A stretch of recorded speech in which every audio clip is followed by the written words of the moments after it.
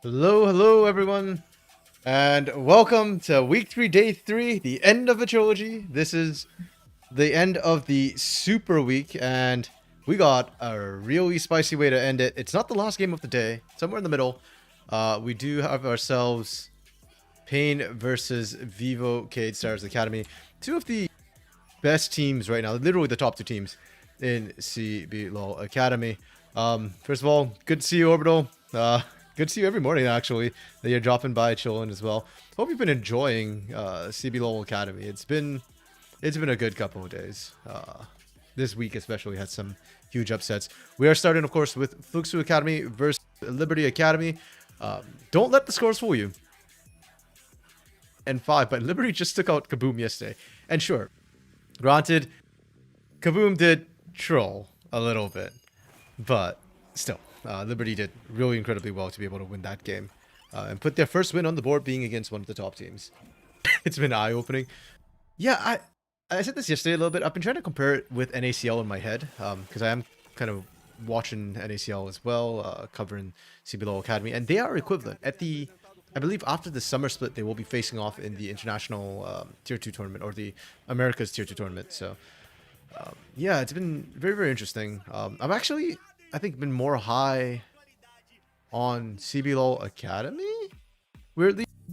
NACL has been good, but there is a very clear, like, top 1-2 teams. Arguably 3 if you include Supernova. And then there's sort of everything else. Whereas here in CBLOL Academy, we're getting a lot more parity, and I'm seeing a lot more. I hesitate to say, but like their macro has been more obvious in a way, easier to kind of see. And I feel like we're not seeing as many swings or one-sided matchups. Okay. Yeah, we are starting, as we said. Is Fluxu Academy. Let's take a look at Fluxu. Solid team. Their last performance was pretty stable and solid. They had a good laning phase. Decent sort of closing out of the game. Julera is coming to form, but doesn't... His stats are good. He's doing a lot of work, but he just doesn't... He's not flashy right now, which is kind of weird to think of. Portland's really been popping off for me on this roster more than anything else. Liberty, on the other hand, has been struggling. It has been Leandrin and Elo Hell. But SKB in the last game against Kaboom, that Cassante, man. That to me was like the most clutch. The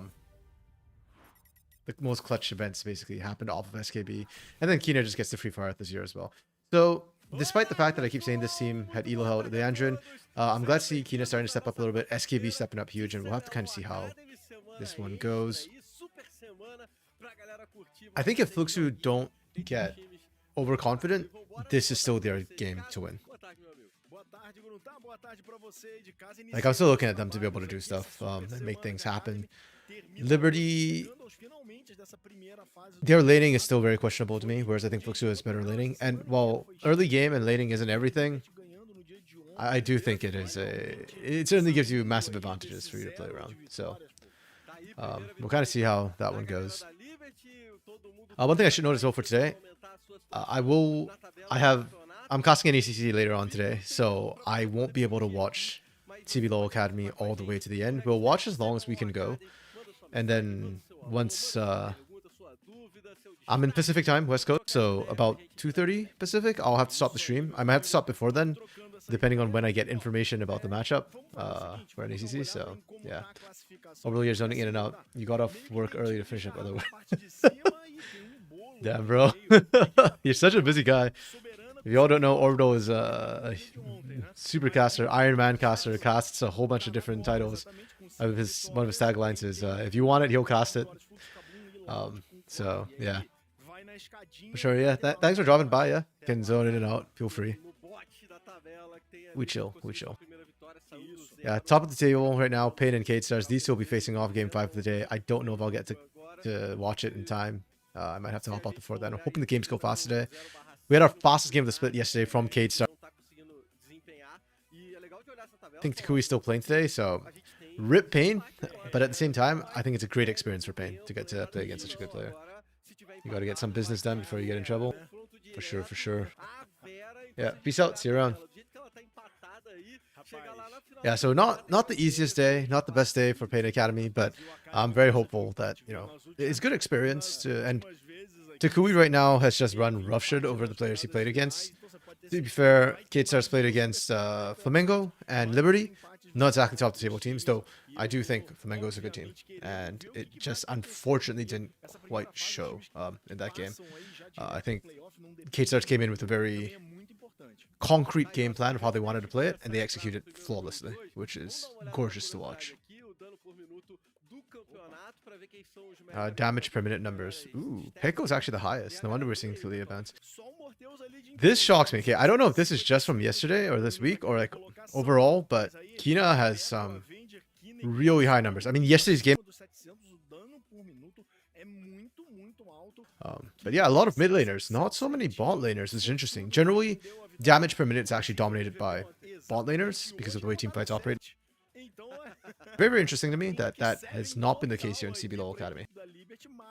And I wonder how much of that's due to Smolder as well. Because Smolder doesn't pump out as much damage till later, so when you start hitting, you hit really, really hard. But yeah, before that, you're not really doing much. Okay, same starting roster as we've been seeing. Forlin, Anchor, Zoska, Juliera, Kick.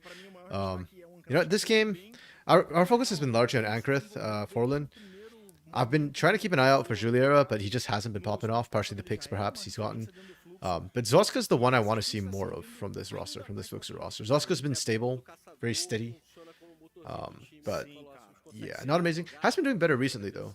The first couple of days was missing ult left and right. Now, you know, actually landing some of them. Liberty Academy, on the other hand, as you can see on your screen, Kina, their mid laner, somebody who we kind of saw surprising in terms of damage stats. Leandrin's been their best performer for me so far, even when they're kind of being focused down. Last game on the Lucian was really, really targeted, and just kind of eliminated it repeatedly, but that's bot space for Kina, so hey, still getting the job done. Uma certa escalabilidade ali dentro do jogo, eles conseguiram passar. E não é o time qualquer, time da Kabum, dos favoritos aí. Yeah, Superbrand's not with me today, so you'll probably notice a bit more breaks in between games. During Costreams and VOD reviews, I'm unlikely to like just talk the entire time. For one, my voice is a little bit scratched up from basically talking like the entire day, yesterday and the day before. Yeah, I was still recording podcasts and stuff too, so that adds up. Here we go with the draft. Oh yeah, Fluxu's going for all the OBs. They're also going for a lot of barbecue here. I kind of find this interesting. We're seeing the Nocturne first pick. I'm just going to pause it so we don't run away with this. We're seeing Nocturne first pick here. And not the usual sort of Orianna. Nico's still probably not enabled. I believe she gets re-enabled on next patch, which for NA will be tomorrow, because patch drops then, or today. Can't remember which. And NA plays live patch.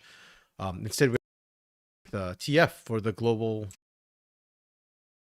And that to me is a way to cover the Smolder lane, but also a way to enable Rumble to really pop off. But Rumble and not solid composition, really strong, really high damage, very weak front line. So this team kind of has to pop off or die. But they've got global coverage to do it. Liberty, in a way, much more standard. Team fight comp, you got Maokai. I love the Maokai first picks right now. I think it's really, really strong. Into jungle here with the Alistair, last pick for the Nautilus counter. Not bad. I personally still prefer functional though. So you got good team fight. You get really early pressure, which is one of the potential answers. It does mean though that Liberty not only has to have really seen too much from them, but they also have to close out quickly. Udyr into Rumble. You knew what you're picking into. Udyr probably one of the better matchups into Rumble. It's still not a winning lane necessarily, but you can kind of go even, and you can still proxy him. Talia as an answer into potentially the TF, and this could have been an ADTF, but or mid lane ADTF. That's fine. You're still trying to match here. I kind of like this. I think a lot of interact. Ban-wise, we see, of course, the necessary Vlad ban. Draven has kind of, which is interesting to me, and I'm still hoping we might yet see that Draven at some point. So, yeah, I think Fluxu, just power picks. They spike at about 6, and they're a mid-game power spike team. The early game is going to be strong top, but weak everywhere else, including the jungle. So Liberty, they've got a good early game comp. I would love to see them really take advantage of Fluxu before Fluxu starts to pop off. And even though I say Fluxu's comp comes online at 6, it's not strong at 6. They still need items. Really only that top side's really strong at 6. They just have a lot more global pressure. So if Liberty just group up for objectives, Fluxu will find. Okay, so how do I rank their drafts? I think Fluxu, they're experimenting. I don't hate this draft, but I think it's very high execution threshold for this draft. I will give it a 3 pending, which might go up to a 4, depending on if they can execute this. If they can't execute this, then they're a 3. If they can execute it, then it's a 4, but it's a high execution threshold. So, depends on how good your team is. Liberty, just really solid draft overall, I think. I don't hate it. You kind of pick to match. Yeah, nothing wrong with this. The only problem is, of course, your scaling gets risky, and the cohesion isn't amazing for this composition. But I do like a lot of the tools that you have available.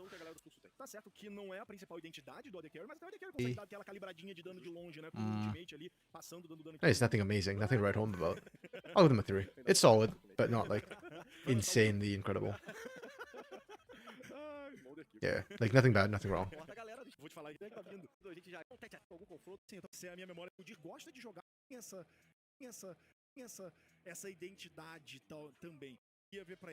Whoops, I messed up. I pressed forward too many times. There we go. Just skip the live straight. Completamente bot side mesmo, jogar pra cima dessa Kalista e fazer o jogo rodar. E eu gosto desse TF no mid, Colosso, um TF que tá. Yeah, but this game I think should be closer than it looks on paper. I still think Fluxu is favored and likely to win. I like the spice that they're trying to bring to the table here. They're trying something new, something that we've not really seen too much from CBLOL or CBLOL Academy teams. We've seen the variant of the Talia Nocturne, or Talia TF is what we've kind of been seeing a lot of for the globals. But I'm going to be honest, I don't feel like any team so far in CBLOL or Academy has taken advantage of sort of the double, triple globals. So, yeah, that's something if they can execute. Você tinha cabelo quando o tio do TF era global, cara? Não tinha não, porque eu já tô careca há muito tempo. Na época lá do circuito, você ainda tinha cabelo, cara. Não, mas esses dias minha mulher resgatou uma foto lá que ela tava vendo. Standard safe starts. Neither team's going hammer ahead. If anything, I thought Liberty might be able to cheese level 1. I think Alistar is really, really strong at level 1 when you're playing kind of defensively or when you're setting up an ambush and waiting for enemy teams to walk into you. But no, they're playing safe for now. Standard. Very early ward coming out of Liberty. I'm going to be honest, I'm not sure I like that. That ward will expire by the time Ankrith is in the area. Good initial poke, though.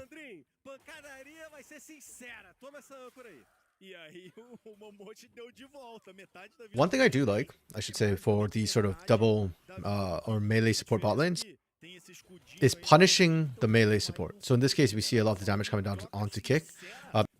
Julia is so squishy. I actually like it when you take out the support first, because if Kick is too low to engage, this bot lane has to play very, very passive. Likewise on this side, right? If you can get Momoshi really low, Leandrin has to play kind of passive on how they want to engage.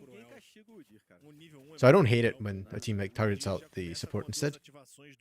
This one's a little bit different because Kalista is strong. Ideally, you want to force Kalista out, and Kalista is shorter range. So, in this matchup, you want to take out the Kalista. In this matchup, I think you target Nautilus for poke. It's also just a lot easier to hit the Nautilus because they will step up. Same with the Alistar.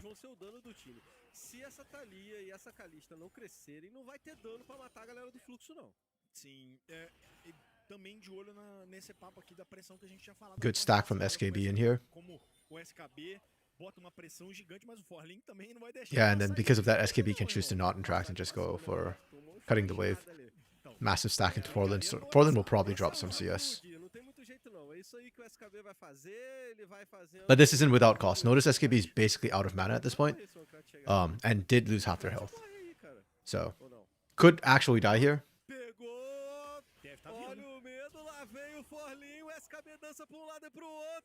Yeah, SKB's ghosting. He's gonna die. Proxy champions work, right? You're just buying time, and SKB might actually get the execute. Oh! Okay. Almost. But SKB was really close. I think SKB just kept running through that turret and went down for the bot side execute instead. He probably would have had it. Yeah. It still wastes a lot of time, and now Ankrith is behind tempo. So, for a Nocturne, not the end of the world, but you do want to power farm to 6 as fast as you can, and now Ankrith won't be able to kind of sneak a gank in. You're just going to try and take the scuttle, continue clearing, and SKB TP's right back into it. I hate proxy champs. Or playing against proxy champs. I don't mind watching proxy champs. I just hate playing against them because as a top laner, when you have to play against a proxy champ, it's so not interactive.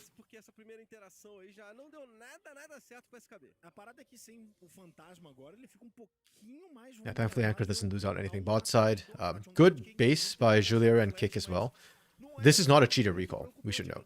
They are losing massively on this. They are getting frozen on, I believe. For the Andrin, I believe the Andrin should be freezing this. Yeah, Julier and Kick just base there because you know you don't have jungle cover. Anchor was top side.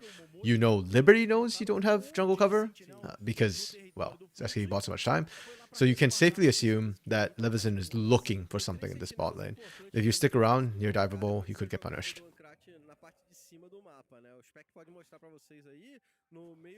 I'm about to see if Juliera builds that build he went with the last time, the Shojin's Riftmaker build. This game, I don't really think you need it, but it is kind of risky, a short range anyways, and your comp has a lot of bursts. Like this Fluxu comp can do a lot of damage from really, really far away and then go in for the finish. I just fear that they... Well, I guess there was Oscar on Tuesday. They should have sustained damage. They'll be fine.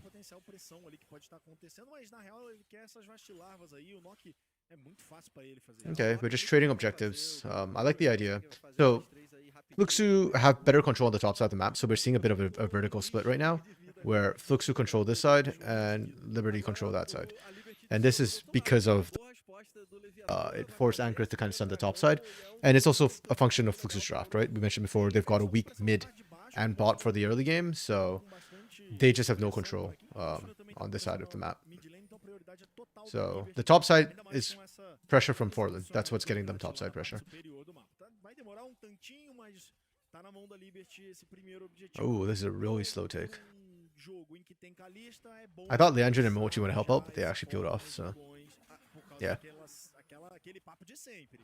Starting from the second dragon, like, okay, Fluxu's vertical map right now, but starting for second dragon, I expect Fluxu to actually look to contest this, because if they can rotate Forland down from the top side to the dragon, Equalizer means they're actually really strong. And by the next dragon, I believe first item should be through, and that means Zoska should also be, you know, an actual champ.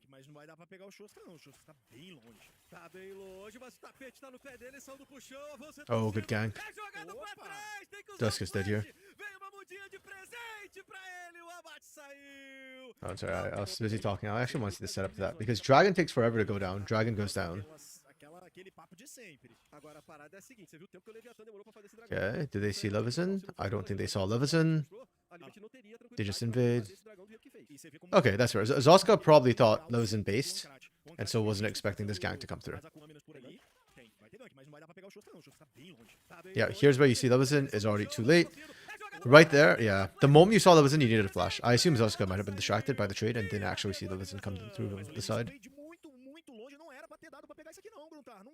Well executed from Liberty, kind of invading, continuing that control on the bot side. And those wards will still be up, so you can continue to look to try and punish Ankrith a little bit if you get bot side pressure, which, again, you should have.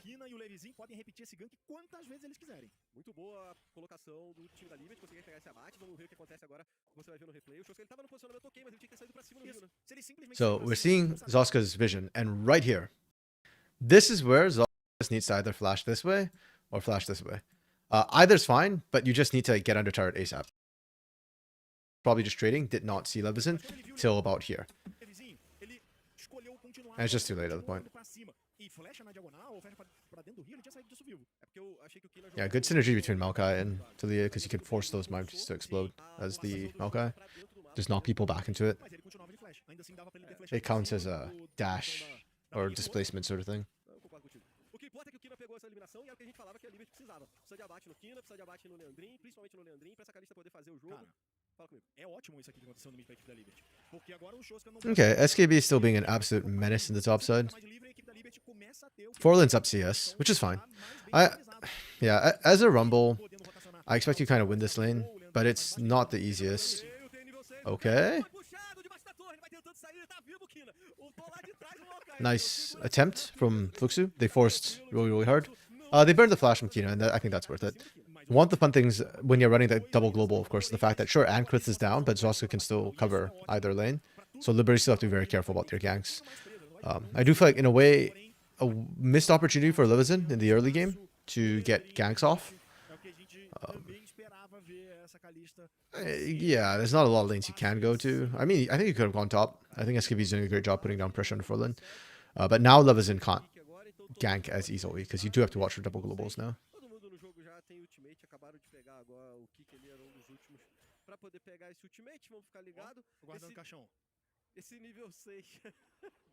Oh, Ankrith on spawn for these grubs. Yeah, I'd love to see it. There is a slight desync from Dragon, from Grubs. In the first place, Ankrith took these faster, and secondly, Levizen took forever and a day to actually get the Dragon solo. So now Fluxu can take Grubs and still actually contest for Dragon. Is Liberty going to contest this? I don't think you should, if you're Liberty. This feels like a bad idea. That's already 5 Grubs for Ankrith.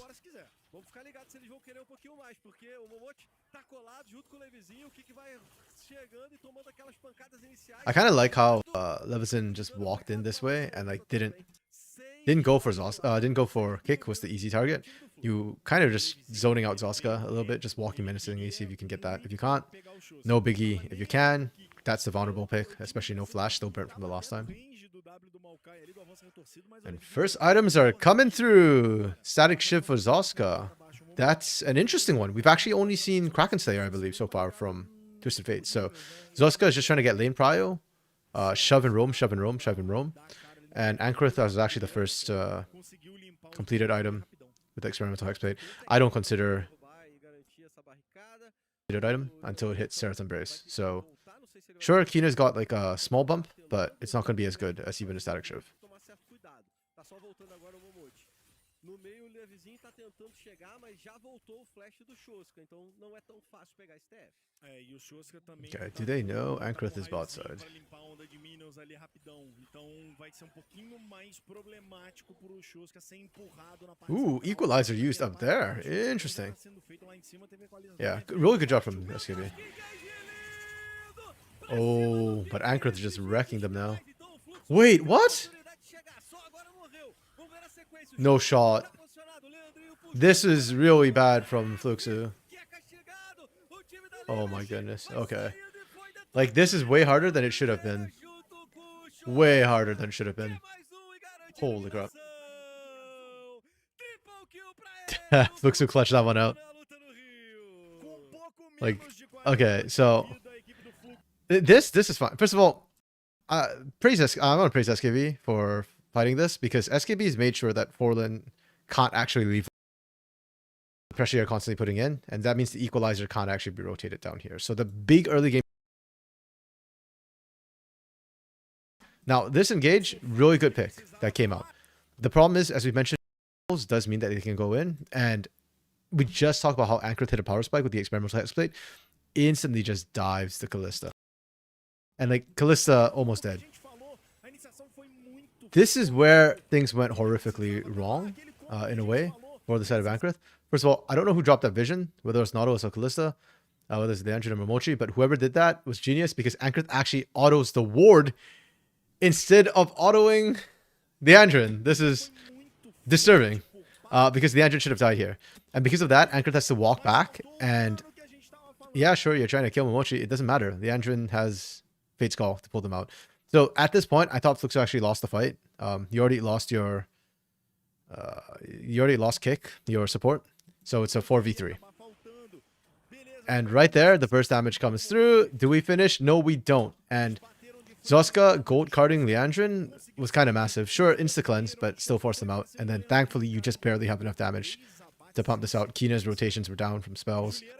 Yeah, this was so clutch from Fluxu. And this is like worst case scenario for Liberty. You are the early game side of the match, and you lost it.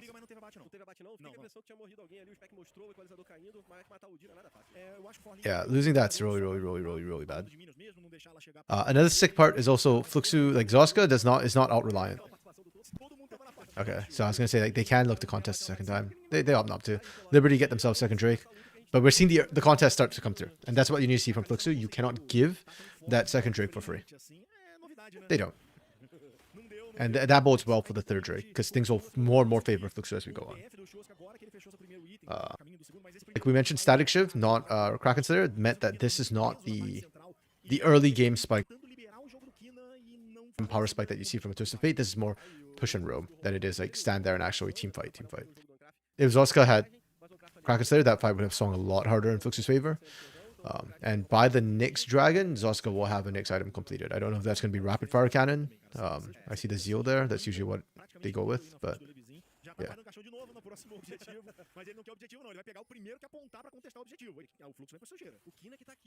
Oh. Okay. Wait, where did Equalizer get dropped? I didn't even see it come across.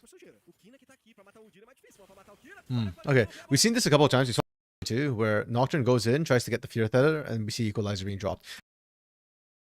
Wait for the Fear Tether to actually go off before you drop the Equalizer.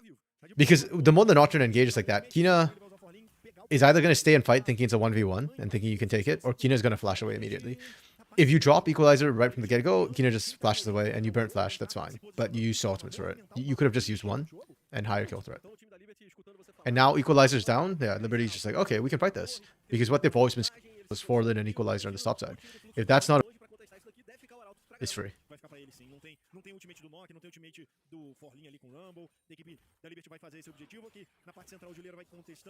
Yeah, right now I think Liberty has played the early game better with the comp they have. They've laned better. I won't say they've laned better. I think they've laned equally, but the early map movements for Liberty I think have been much better coming through. Ride it? No, we didn't ride it. Okay. So it's not a big deal in this situation because the turret was going to go down no matter whether or not you wrote the Herald. I just kind of prefer it when you do that because then you get Void Mites as well. Though I guess they wouldn't make it to the next turret, so moot point. Okay, Liberty, despite all their good map early movements, are still down 1,000 gold. So where the hell is this gold coming from? I think this is that one team fight, right?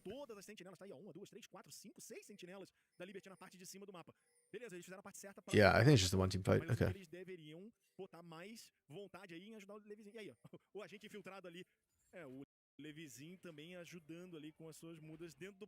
I'm a little concerned for Liberty and how they're going to team fight, but we'll see. Ooh, they burnt double globals on bot. Very nice. That's the second time now we've seen Kina kind of get away from that gank, the paranoia gank from Ankrith. And if you have burning ultimates like that as Kina, like you're done. Like, that's so good for you.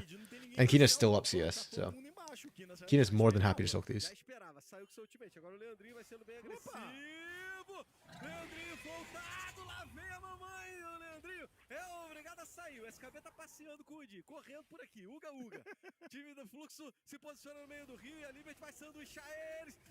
Okay, now it's the engage from Liberty. Note how Leandrin isn't able to like really get damage down in the beginning of that fight.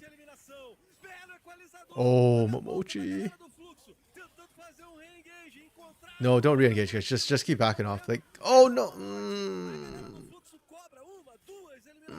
The decision making from Liberty. I assume Forlin completed Leandris and that's what killed him. Or was it Comet? Lembra dos Birubiru, tudo que a equipe da Fluxo tinha pego. Então tá aí, ó. Muito dano nessa torre e o Shoska acelerando, correndo. Yeah, okay. Leandris, that was what killed him. Rapid Fire Cannon for Zoska.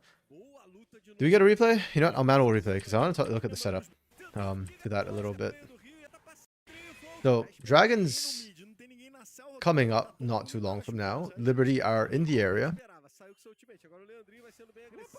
And it's actually Kick who starts things off. Okay, so we've seen this. Fluxu is actually the ones being really proactive here and trying to start off fights. Ankrith, gank top and gank bot, trying to make things happen. Mid, this is another attempt at it. And for Fluxu, these are okay attempts. They're very low risk attempts.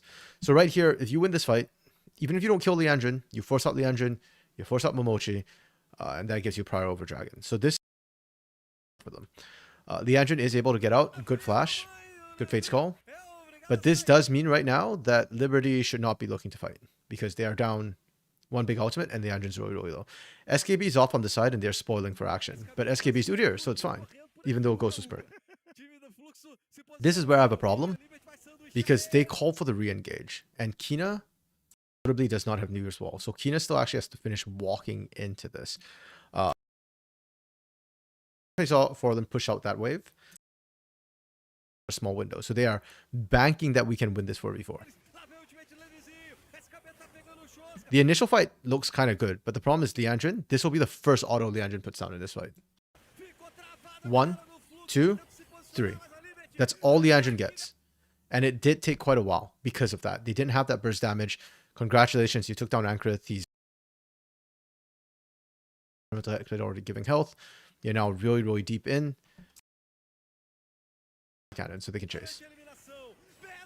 And then right here, like great target selection. Zoska actually picking Momoshi because that's the low target who you can burst out. I agree with SKB trying to turn around here. I think if you all just run out, you'll be okay, maybe. And then if Kick kind of goes in, the further you are away, actually engages, the better chance you have of just turning. And if anybody should turn, like SKB needs to turn this way, or Levezin needs to turn this way. If that to buy space for everyone. Yeah, Kina. Look at Kina too. Kina's not running away. Kina's stepping up and trying to cover. I don't think that's the right call. I think you just keep running this way, and if need be, you throw that workaround. That's not even workaround. So yeah, you can just, one of the advantages of Thalia is that you can poke while running. Kina should have just backed out and poke while running. Instead, Kina gets hooked, and this is where a nightmare situation occurs. Liberty actually turn. All of them turn. Levezin, Liandrin, all turn. Like, Liandrin's not going to help anything, just run, mate. Like, you're not going to work out. And then they're milling about. They don't even get damage down. Yeah, this is a nightmare situation for Liberty. You have an early game comp. You've botched the early game now. Fluxu have the better skill in comp. They have the better macro pressure. Now Liberty basically have to look for picks with their comp. Because you're not going to win the 5v5 team fight. Ankrith building tanky. I actually appreciate this. We're just kind of going straight tank after experimental hit plate. Fluxu needs somebody who can soak the initial engage. And Ankrith is going to be that person.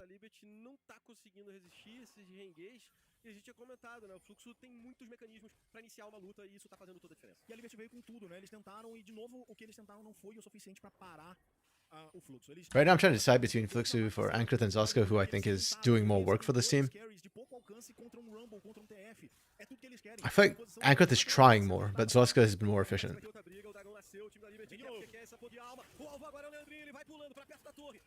See, that's what I mean, right? Like, Ankrith, again, forces in, doesn't find anything. Zoska is doing more in the backline. Okay. Much better for Liberty this time. Oh, very nice. Very nice for Liberty. Really well played. And this, okay, you know what? I can't give it to Ankrith because I think Ankrith is over-forcing their hand a little bit. They're on Dragon, by the way. This setup from Fluxu is a little bit late on how they reset. And they make the call to just dive Liandrin. I don't think that's the right call. By the way, Julia does not arrive till now. So that's not the big reason, too. They don't have the initial burst damage. They're committing so hard for this. Yeah. They just overcommit on the side of Fluxu. You're not that strong. And that opens the door for Liberty. Liberty now have Soul Point. Damn. Pegou o dragão, estão em ponto de alma. Deu certo demais o que você comentou, a questão da zaga aí do time da Liberty, pra não deixar passar. O SKB tava com a vida meio baixa, o Fluxo focou ele. Matar o Udyr não é nada fácil, Colossus, e a Fluxo até conseguiu, mas deixou os carregadores da Liberty livres. A Liberty quer isso, né? A Liberty quer que todo mundo bata no Udyr a fight toda. Bate aí no suporte, né? Okay, split push from Zoska. É isso que eles querem. Primeiro, aí tem o See, that's the thing about Flux's comp that I really appreciate is it's hard to execute because it's really squishy and you had a really weak early game. But once you get rolling, you have so many options. You can pick, you can team fight, you can split push. The team fight's not great, to be honest, but yeah, and we're kind of seeing that right now. That's fine. The job's done. Ooh, really well played from Momoshi there. Ooh, damn, sure they were just ran them down. Okay, that was really good from Liberty. The target selection was on point. Ooh, okay. I think Kina and Leandra need to be very, very, very, very careful. Like, Forlin might be able to kill them. Okay. Huge from Liberty. He throws off the throw, okay. Please give me the replay. I was patient and I waited. So you're going to give me a replay, right? Yeah, okay.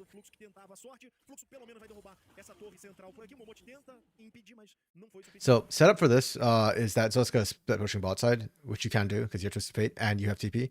So a lot of sort of global map pressure. Now, the problem is that Fluxu just screwed their last fight. So Liberty is kind of strong right now, and they don't have vision in the pit. This word's blocked out. So effectively for Fluxu, they're playing into Fog of War. This is all blind right now. That. And they need to peel. Baron's kind of low already because Liberty have been here for a while, and also Callista Rend is an issue. So Fluxu have to engage this. The question is how they want to engage it. It is hunting Baron, so we don't see the that we normally see in this area, so it's actually harder for Fluxu now. Equalizer comes across straight down the middle. That's good. We saw Mom being used as well for the damage. And Kick dies. That is unfortunate, but that's okay. And if you're Fluxu, this is where you just completely disengage. But this is where Liberty plays this incredibly well. Momoshi is alive. Fate's Call chucks Momoshi into the back line. And Momoshi picks the... You've got two people you need to catch. Either Julia or Zoska. You're behind Zoska, you knock Zoska in. And then this is where, I guess, kind of a problem, because Fluxu think, okay, we can do this. They're all low health. They're low health. But Florin's overheated, so we don't have the Flame Spitter, which is massive. And right there, Leandrin, where did Leandrin even hop over from? Yeah, Leandrin just comes in, and Julia steps up a little bit too far. Yeah, you're dead. Just unfortunate. Liberty plays actually really, really well, and Fluxu, I think, yeah, without the vision, without the control, without the setup, it comes back to bite them. Yeah, this is Liberty squad. This is why I said it's a close game. Liberty has showed us, you know, their aggression, their pluckiness. I think the first couple of weeks, my biggest problem with this roster was that SKB, Levezin, and Kina were performing very, very poorly. Like, they were getting caught out. They were getting killed. They were not in zones where they needed to be. Oh, okay. And that happens. Yep, that's the global we're talking about. They just have to be careful for SKB, though. SKB can mess them up a little bit. They don't have damage, and Kina's not on his ear this time, so they have to like, kind of be careful. Nice pick onto Juliera. The target selection from Liberty this game has been immaculate. Yeah. Fluxu scaling, though, will likely see them through this game. You're already seeing the combo that Juliera, Ankrith, Forlin, they can all just kind of put out. And once the entrance down, the fight's really hard for Liberty. I can't remember if Azir was banned, but if it wasn't banned... Okay. No, I was thinking like Azir would have been a better pick, but no, I think Kina's Talia has been doing exactly what they needed. Finding these picks, finding the global pressure. Absolutely nothing wrong with what Kina's doing. So I probably wouldn't say Azir would be the better pick, but they will certainly miss the sustained damage that an Azir would bring compared to Talia. Nice. That's so for Liberty already. Beautiful. Beautiful. Yeah, Fluxu have to overextend to try and steal that. Really nice. I don't think Zoska has Kraken Slayer yet, does he? Yeah, no, went for the Rage Blade instead. So that's why we see Kraken Slayer so much more than, say, Static Shiv, because the idea a lot of times is that, hey, as a Twisted Fate, I already have. They gave him 80 scaling on his Q on the wildcards, so you can use that to wave clear your Q instead. QW is enough. Sure, it drains more mana, but you do more damage. And you saw how low SKB got, but not enough to kill him. A Kraken Slayer probably would have killed SKB there. Ancrate na saída. E agora a Liberty empolgada pela vitória de ontem, tem ouro na frente, tem alma do oceano, tá com o jogo na mão o time da Liberty. Se conseguir continuar protegendo o Leandrinho e o Kina do jeito que eles fizeram até agora, é marchar pra fazer esse barão que nasce daqui a um minutinho e fechar o jogo. O foco é todo esse, é o que a gente tá falando desde o começo. São os dois nomes aí nos quais a Liberty confia pra carregarem o jogo. E eu gostei de como ficou essa energia também da composição da Liberty, cara. Se você pensar... Okay, yeah, Liberty might are actually significantly in the lead right now. The Baron didn't net them as much as they might have wanted. Actually, no, they pushed on mid with it. So yeah, I think they played that.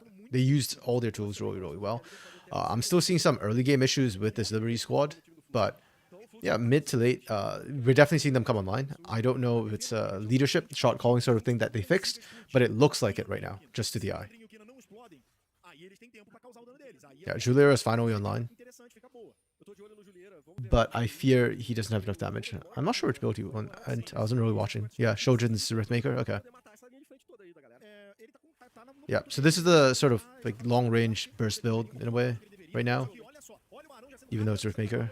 Okay, they find Kina, but they lose Baron. Ocean Soul is doing so much here. Oh, jeez.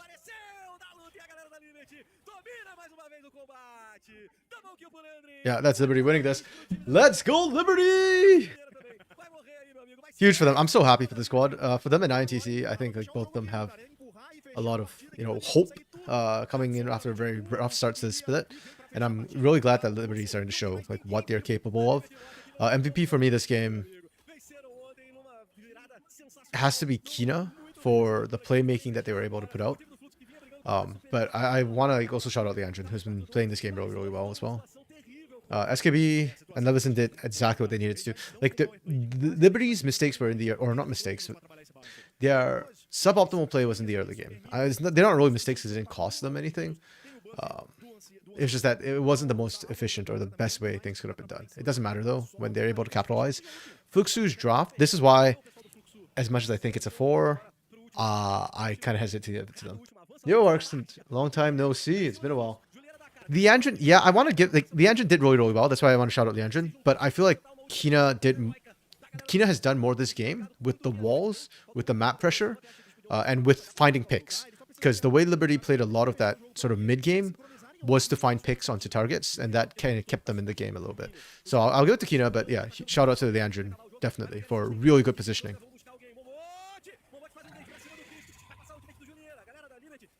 Okay, Akrith is in again.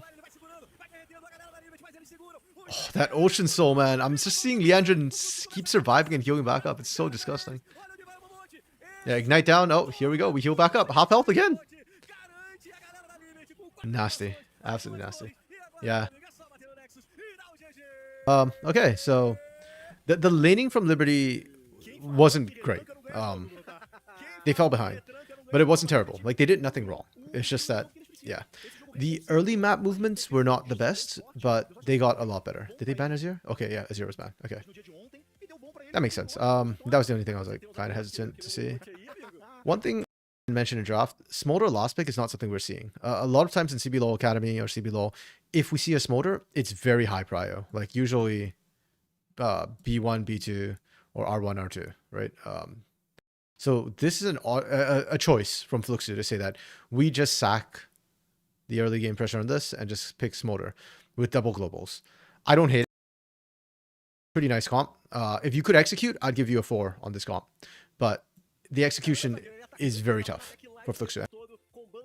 We're not able to execute. Map movements. The initial map movements weren't great. But I think they made up for it with how they played the end game and they got the important things. Their team fight was really good for this composition. They team fought better than I thought they would with this.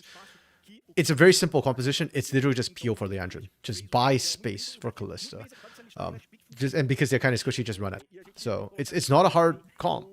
But yeah, I mean that's part of your draft. You drafted a simple comp and you executed well on it. The X Factor is not super amazing for me. It was like, okay, like nobody like super popped off. Oh, it's Guinness. And then Fluxu. Ooh, Fluxu. Wait, no, actually, any other notes on Liberty? I think they're waking up. Fizeram uma partida muito boa, surpreenderam. Confesso que eu achei que ia faltar dano no time da Liga. Sim. Mas eles conseguiram. Se eles não morrem, a fight vai se alongando, a Kalista vai estacando. A mesma coisa, a Thalia vai ficando livre. Yeah, I think the engine is no longer elo held, so that's really good. Tinha que ser executado. O Levizinho começou muito bem isso, já mostrando e aplicando pressão aonde tinha que aplicar. Já no começo do jogo, recurso em cima do Kina. Levizen still has no early game pressure. That is a problem to me. But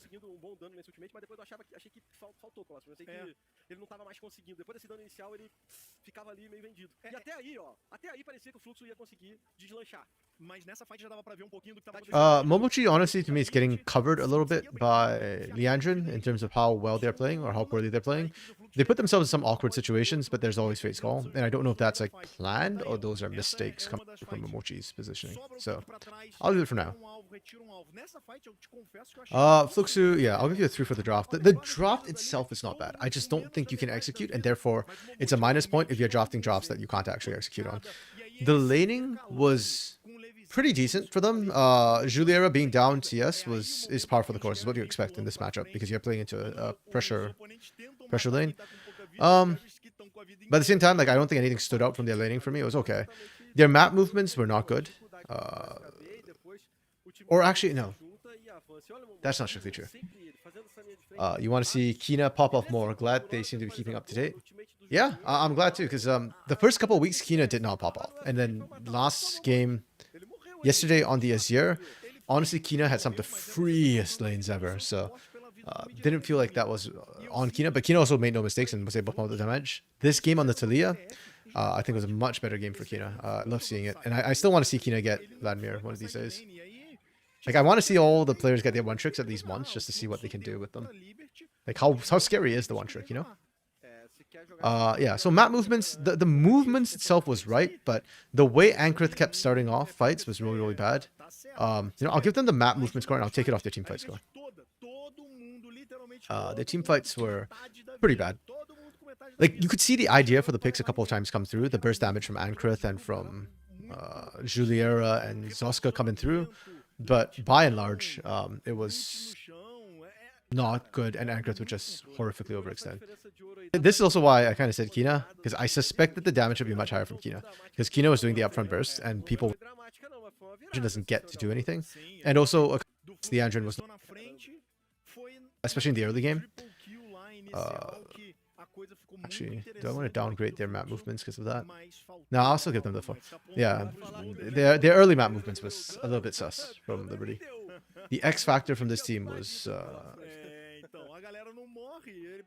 not great.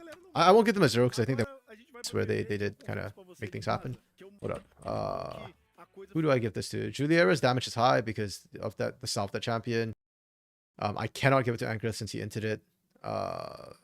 Do I give it to Zoska? Despite the low damage, I think that's a function of the build.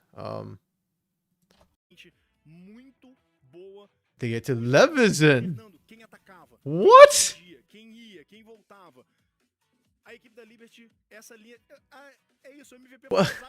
What is the criteria for this? Why? Okay. What? But generally, I'm just surprised they gave it to Levizen. I didn't think Levizen was the best performing player on this team. But, oh, is that a thing? Okay. I mean, yesterday, most of the MVPs I kind of agreed with. This game, I'm just really surprised they gave it to Levizen. I think Levizen tried to force a lot of things, but as I might already. Arxon, I don't have the right to call out bad MVPs because I give bad MVPs sometimes. When we were on Riot stream, there was one week where the one week I hosted, I think I gave MVPs to all the 80 carries, and all the CBLOL English casters were like, RC, what are you doing, man? I like my ADCs a little bit too much sometimes, so.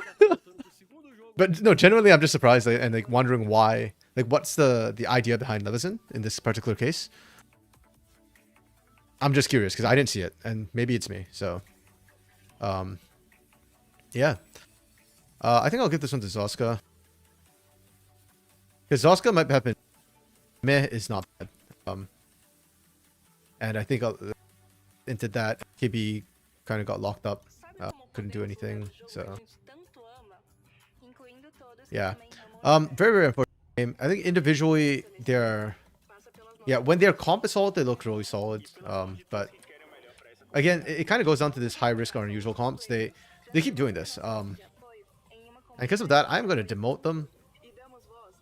They are no longer an AA minus tier to me. Their hands are AA minus tier, but yeah, it's not always that Academy MVPs are weird, but it happens much more often than not. Yeah, that's fair. My observation so far for the Academy MVPs has been the jungle ones are weird. If they give like to mid or AD carry, usually like I can understand, but yeah. Or support. Sometimes they give it to support, and I'm like, really? Really? That's what we're going with this? Okay, let me see what the mixed match is.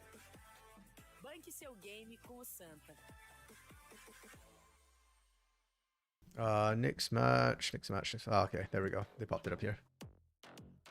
Furia versus Tropa. Okay, that should be a close one. I mean, they are literally tied to score right now.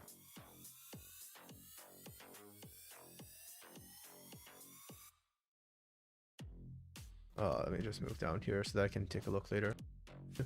And let's start with Furia. Zyno said, I think she reported that Zyner Steino will be moving up to CBLOL this weekend. So that's spicy. And on top of that, not only is that going to happen, that means they're replacing Destroy and Mir. And I'm going to be honest, I'm shocked about that. I don't think that Zyno and Steiner are I don't think they can beat Destroy and Mir hands wise. So to me, this has to be a communications issue, which I find really interesting because it's been bad. Like Destroy, sure. I think Destroy has been very off sync from the rest of the team, but I thought Mir was actually working well with the team. So yeah. A little bit surprised they're replacing Mir as well. I'm excited for Zyno and Steiner to get a shot, and I feel like they need to pop off, but I'm worried that they will not be able to match up. Steiner has been a good, solid player for me, for Furia. Definitely somebody I keep my eyes on. But Zyno, I'm not sold yet. I mean, I said Zyno got MVP last game, but or for me, for Furia. These MVPs are not like official MVPs. Like, they're just my personal thoughts. Yeah, because even Bren disagrees with me on some of these, and that's okay. Like, Bren might be right. Yeah, these are my own notes for myself anyways. Tropa, on the other hand, they're a bit hit or miss for me. Their drafts have been bad, I feel like, and even when the drafts are good, like sometimes the team doesn't play to their draft condition. Avenger's good, Soweto's good. Improve, honestly, has been looking better to me in recent weeks, or in recent days, I guess. We're only in week 3. But, yeah, I don't know. Like, I think I'm favoring Furia a little bit more right now, just because I don't trust Tropa and how they're drafting. Let's see if that changes. Mir was just the package that went with it, pretty much. Destroy is barely communicating English for the rumors. Yeah, and that's really unfair, I feel like, for Mir. Mir is a good player. I mean, coming from NACL, coming from Oceania, I think Mir has proved himself, and I think it's unfair that Mir gets screwed if this is the case. And I'm not saying it is. I don't know what the team's doing. But I wouldn't be surprised if this was the case, that Mir is just the translator. And that's why they picked up Mir. But I think it's not fair that Mir gets screwed by Destroy when Mir is one of the better performing players, I feel like, right now. I mean, it's IUZI, yeah, they're doing well. I think Mir is performing better than Tuts, personally. Though I don't think Tuts is like doing anything terrible either. I just think Mir is actually doing well on that team. Okay, draft. Let's see here. Milio ban. Okay, Smolder ban. Respect. Milio ban. Respect. Okay, these are super standard red side bans. Tropa's coach. Awaken understands the assignment. The Tristana ban against Avenger. Ooh, and we saw the LeBlanc ban yesterday. I guess Avenger's been pulling this out in scrims. He used to be known for things like Yone, Tristana, LeBlanc, these sort of. So I'm really happy to see that. We Oriana blinded with Azir up. Oh well, I mean, that's fine. You don't the ban. We see meta picks coming through. Varus can flex. Ezreal as an answer. Xinjiao for aggression. Okay, I don't hate it. I kind of like it. Cassante. The first set of picks from both these teams, really solid. I will put a bit of a question mark on Ezreal, though. I don't know why we're picking Ezreal so early. Are we literally just trying to outrange Varus? Because I think lethality Varus is going to stomp you. We'll see. Second base fan phase, Twisted Fate, another meta ban comes through. I like it. Lee Sin, I especially like, first of all, because it's Soweto who plays well, but also Lee Sin LeBlanc combo is OP, and I think a lot of people have forgotten that. We see the Pike ban against Tominias that we see sometimes, not all the time, but I think especially with these two picks, this is a really good ban. That we see. Gwen against Zyno, okay, bit of a targeted ban. Because, I mean, Aatrox is on the table. They didn't opt for that. This is where things get weird. Because I really like these. The first three picks for both teams. Oops, I missed. First three, I love it. These are great. I absolutely love these. These are kind of like WTF picks. Okay, so the Viego makes sense when you've already got Varus LeBlanc, and this could be, at this point, this is looking more like lethality. Oh, wow, I cannot. You know what? I shouldn't write long words. That's a mistake on my part. This is looking like lethality because squishy, pseudo squishy. Xin Zhao is not as tanky as here. Solid pick. And then Fury goes, oh crap, we need tanks. And they need a support and a top laner, and they went with Zac Maokai. Interesting. Very, very interesting. And kind of odd to me. And then we just go not those answers. So I think I like the draft. I think they drafted it better. Now, can they execute? It's a big problem. Furia kind of felt like we just kind of last minute flexed, and now I'm worried about this Ezreal. I don't think this Ezreal is going to have a good game. We shall see, but I think this big question mark pick is okay. Sorry, you're saying he also wasn't the best, but indeed a lot of people are saying the same. That Destroy are saying the same, that Zyno's Diner is not ready to go up yet, or won't be an upgrade, or saying that Mir is kind of getting screwed because of Destroy and probably didn't deserve to get screwed.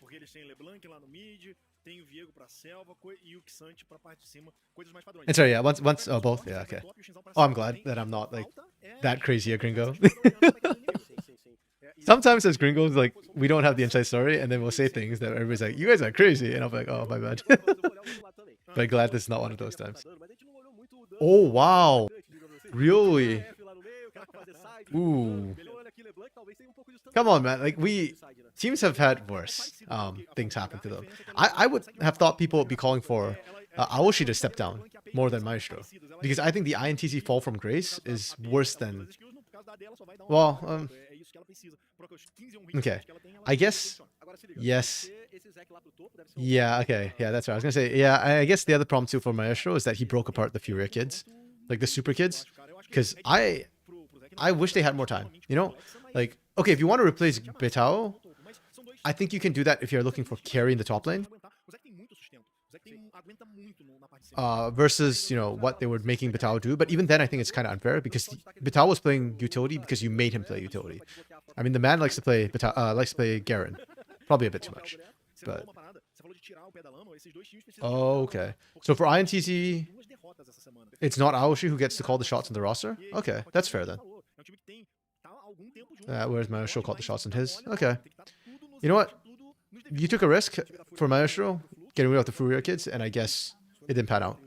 Whereas I guess Aoshi, if it's the CEOs and the higher ups who are making the calls on the team, then yeah, then poor Aoshi's just stuck like dealing with whatever crap you have.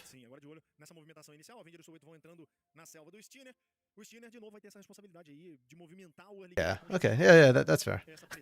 Yesterday, I don't know if you saw the tweet, that Coach CL tweeted yesterday about how, like, yeah, he'd be scared of Aoshi. The man looks like he could bench him, like could make him into a cube or something like that. I find that so funny. Aoshi looks jacked. I'd be terrified. But everybody, like, I've heard that apparently he's a really, really nice guy. He's just also very, very fit. Yeah, but you see, that's the problem, Arson. That's why I thought Aoshi would get more flack than Maestro did, because INTZ did so well last split with that Miracle roster, and then they got rid of like multiple players on that team who were really, really good. And then like you rebuilt with like kind of known quantities who aren't like that hype, you know. And you know what? If you manage to make a Miracle with like Tay, Damage, and Aituza, that's one thing. But if you fail, then I thought like you get a lot of flack for it. Yeah, I mean, that's the sentiment then. That's if it's not his fault, then yeah, that's fair. Oh, wait, hold on. Iolo's playing.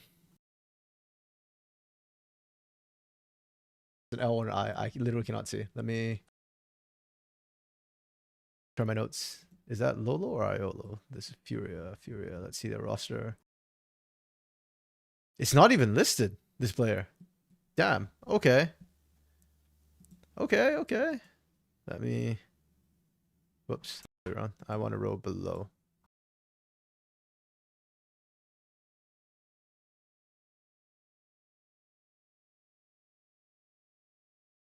Okay. Interesting. We got a random new player. I like it. And they are winning this matchup hard right now against Avenger, which is doubly, triply surprising because first, it's Avenger with CBLOL experience. Second of all, it's Avenger who was known for his LeBlanc. Oh, I love this too. Snyder got in. Unseen. Nice. Really well played from Furia. So, this is not Hill of Blades Varus, it's Lethal Tempo. So not the lethality. Which which I probably should have mentioned. I mean, when we saw the Zac and Maokai come through, you need... but even then, like, Ezreal, Maokai is a very defensive lane. Like, you don't have a lot of poke damage yet. So, it's expected that Varus and Nautilus will push out. So they push out, and Steiner actually got into the push, taking the long way around and wasn't spotted. So, really well played from Fury. I'd love to see it. Well played from Steiner. He's amped up. He's ready to go for CBLOL. Yeah, if it is or not, you don't know. That's fair. INTCCO is very active. Not the best one. Oh, I'm on trope and stuff. Thank you. My bad. Good catch. I completely missed it. Oh, Fury, there we go.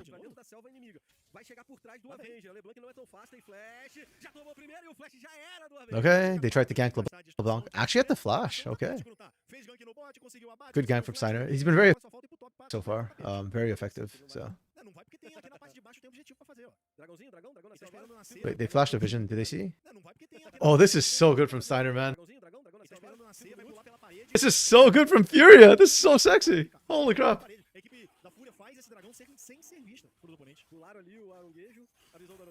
I love that. So Tropa have no clue Dragon's being taken. They suspect, but they don't know. And that right there is a bro, like knowing exactly where the vision was on that area and no one like just.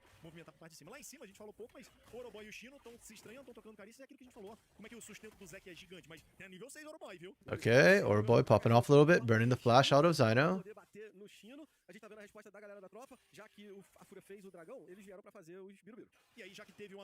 Yeah, right now Furious early game has been spot on.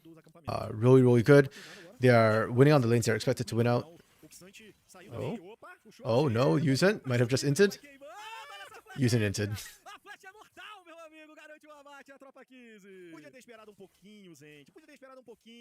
Pour one out for the boys. Just as I was praising how well Fury played the early game, Yuzen kind of inted it. The good thing is it went to Tominias and not to improve at least.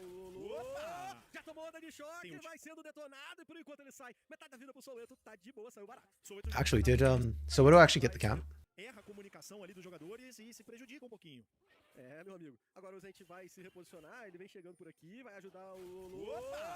Okay, Soweto actually stole it. Nice.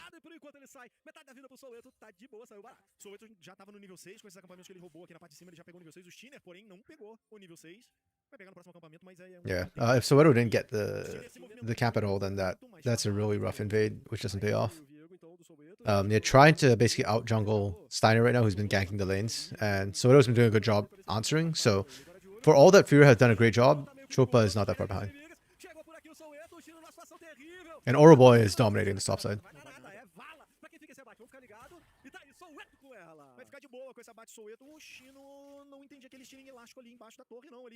With the Tropa composition, I am not...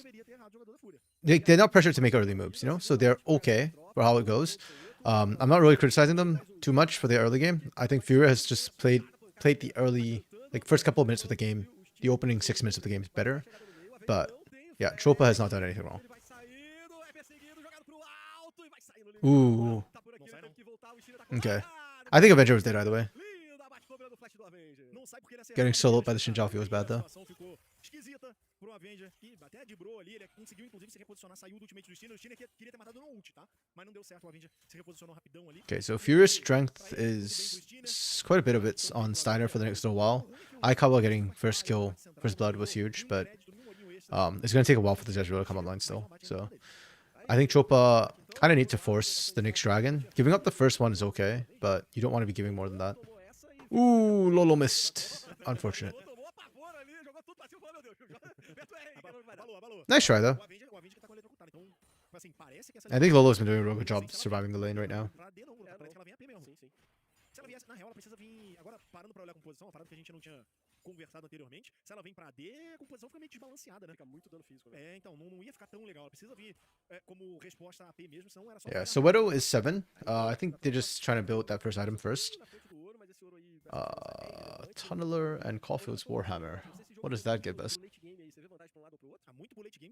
I'm so used to seeing Kraken Slayer, Viego, that I'm kind of not sure. Is that Sunder Sky that we're going for here? Like, I know that's the build path for Sunder Sky. I just don't know if there's like a better Tunneler item which builds out of that for Soweto. No, there isn't. Okay. Okay, I'm down with that. I think that's a tankier build. And with the LeBlanc, I guess you kind of don't need like straight Kraken Slayer damage. And you've got Lethal Tempo Varus as well for sustained damage. And we're seeing Tropa again kind of give away that dragon for free. I'm really not liking this when I think your bot side actually has pressure and you're just kind of ceding that. Oh, wow. Okay. We used Heartbreaker there from Soweto. Interesting.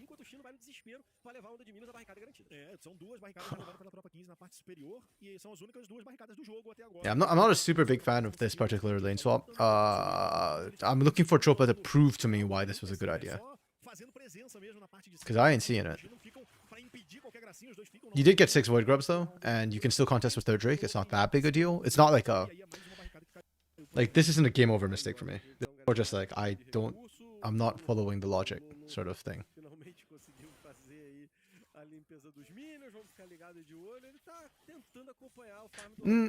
Now I'm thinking about, maybe they're just afraid of facing Steiner or Lolo right now. Steiner is very strong. And Avenger has not gotten off the ground, unfortunately, so maybe that's why they're just seeding it. That's got to be it, right?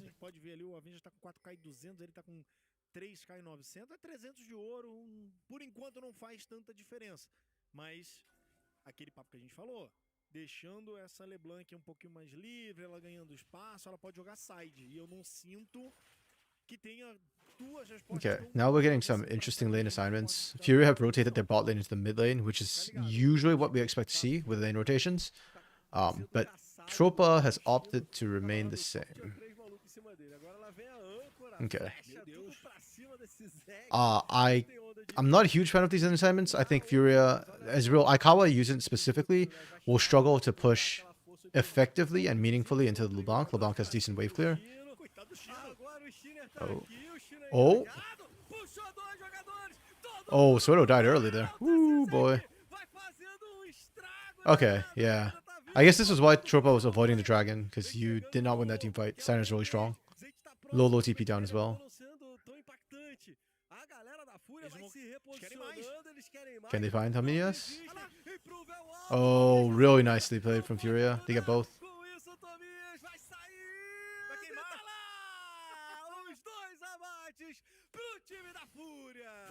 Huge, really well played from Furia in that sequence of events. And now everything pans out for them. Okay, Tropa answered back top side turret, so they're still even in gold, but yeah.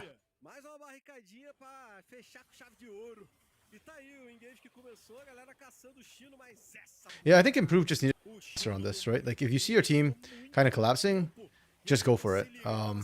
Because I don't think Cinder Sky is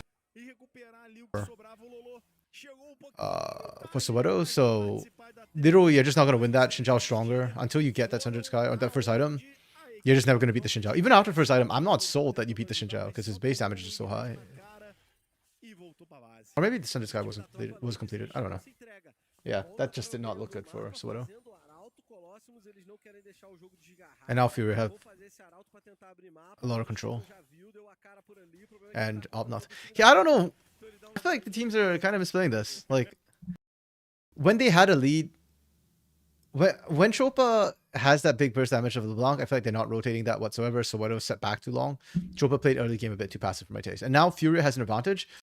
Why are we not going for Herald? What are we looking for here in this bot lane? I don't understand this. O Gino tá sendo caçado, né, cara? Coitado do Chino, velho. Like, am I going crazy? 4, 5 malucos em cima dele, pô. Mas não deu certo lá no bot não, Colosso, porque o Zek fez a diferença. Aguentou, puxou, controle de grupo absurdo, não morreu. I kind of feel like I am going crazy. O Chino fez o papel dele como um cara cuidado que ele tá. Opa! Arrasca mais um. Deu de cara com o Soweto, consegue jogar. Yeah, Soweto's just getting... Cuidado, porque o Tominha está próximo, o Avenger também. Então a Fúria dá aquela recuada, o Zente chega pra apoiar seu companheiro, seu caçador, eles vão fazer o roubo, vão tirar esse azul do time da tropa. Vai fazer esse contest de boa. Tem bastante gente também da Fúria por aqui, Grotá. O Lolo tá com pressão aqui na parte de baixo, o Lolo, né? Na parte central, o Aikawa vai escalando ali de boa, com seus itens, já fechou o primeiro, ainda tá estacando a sua gota. Todo mundo da tropa 15 entrou por aqui, o Arauto tá solto. Eles soltaram o Arauto no meio, eles querem essa torre, vamos ver a movimentação. Tem dragão também na brincadeira. Vai ser pilotado o Arauto. Bem na torre! Garante ali o Oruboy, a galera da Fúria fecha. Milhares de pipocas batendo na torre. Por enquanto o time da tropa vai recuando. Eles querem esse dragão. Tem teleporte no flanco. É o Zek. É justamente o Zek. Lá vem pererecando. Pra cima. Nice. E não consegue jogar. Ele já foi eliminado. Really well played. Yeah, Chopa's just so far behind the curve from the early game right now. They just cannot fight this.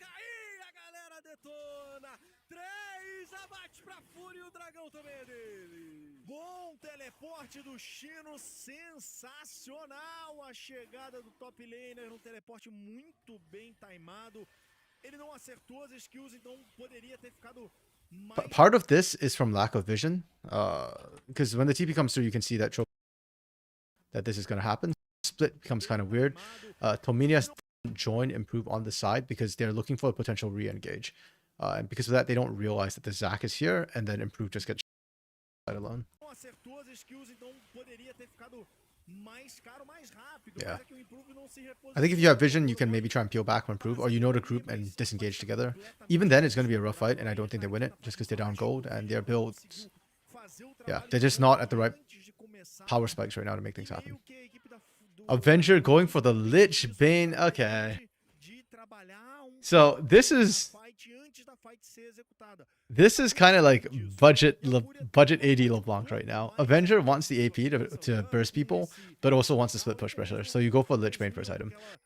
Lich Bane is a really, really good item. I just don't know if I like it as the first item to come through. It feels like you're compromising between AD and like pure burst. That said, I don't think it's terrible by any means, especially into something like an Orianna, where you might be trading with autos quite a bit. Ele fez o que ele conseguia. Morrer. É isso aí que dava pra ele. Deu 3 flechadinhas ali no auto-ataque. É a vida dura. 3 flechadas no ultimate e deu por hoje. Fechou a conta. E o time da tropa não desiste. Eles vêm atacando pelo meio do mapa. Okay, Chopa should not be pushing up here.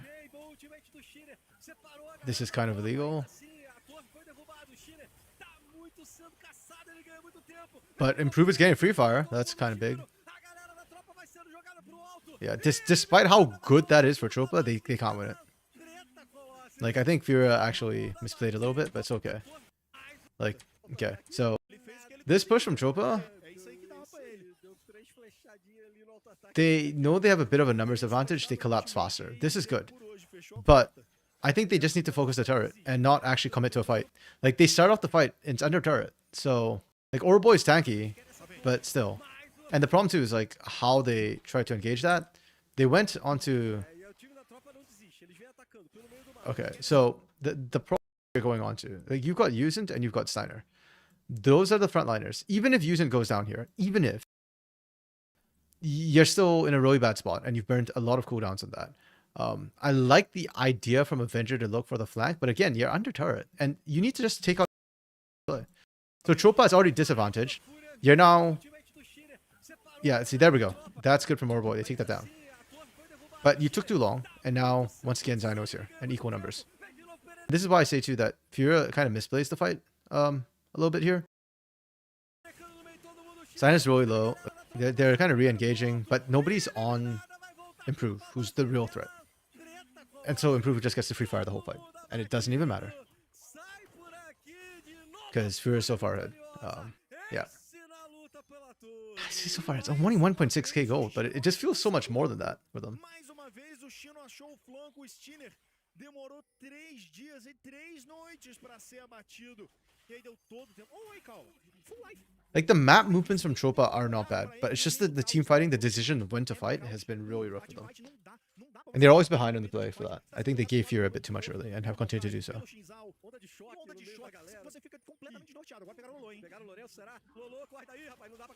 Bye-bye, Lolo. Now, I'm waiting for that second item spike from Avenger. Right now, the Lich Bane just feels kind of weak. I think once he gets a bit more AP, it's going to look absolutely broken.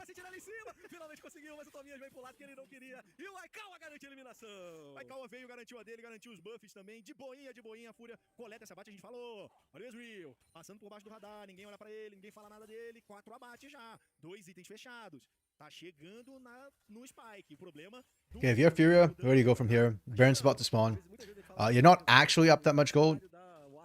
There's not a standing gold, so I'm not quite sure how Tropa is as close as they are with gold right now.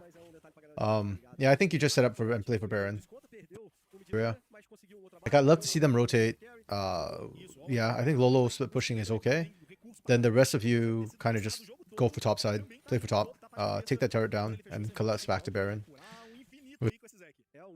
For Tropa, you're just in a holding pattern right now. Without TPs, you do have to be careful about sending people down to this bot side to take anything when Baron's up, though. So yeah, Tropa holding pattern. Just farm where you can. Stay safe. Make sure you maintain vision. And make sure you control your own jungle. If they lose control of this place, you see how red it is right now? That's really good for Tropa. But if they start losing control of the stretch, then they are going to be dead.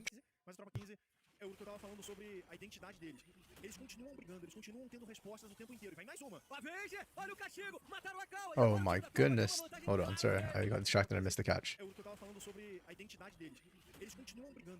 Oh, did they just not show it? Okay, so Avenger just kind of goes in. I'm like, oh, huge.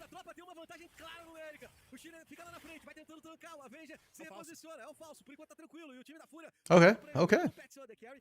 Yeah, that's, I think, how Tropa are doing this. You wait for that second item, and then from here on out, Avenger just hunts Aikawa.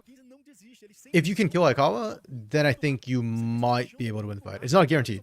Lolo still does a lot of sustained damage, and Zyno, base damages for Zac is really, really high. If they can find improve, then you've still got problems.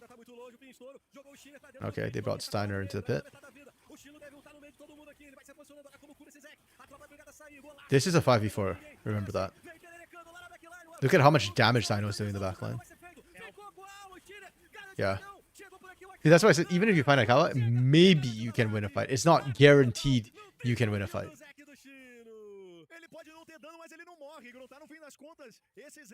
Yeah, Soweto is, despite the Black Cleaver and Center Sky, still really squishy. Okay. Yeah, so Zyno's doing damage.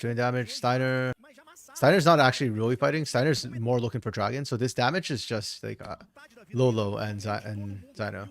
Like Lolo does the bulk of the damage, don't get me wrong. But that's like burst damage, right? And then after that, this is all Zyno kind of zoning out the back. Hello, Wolks. How are you doing, buddy? Welcome to game 2, where Furia is stomping Tropa somehow. I keep calling him Tropa.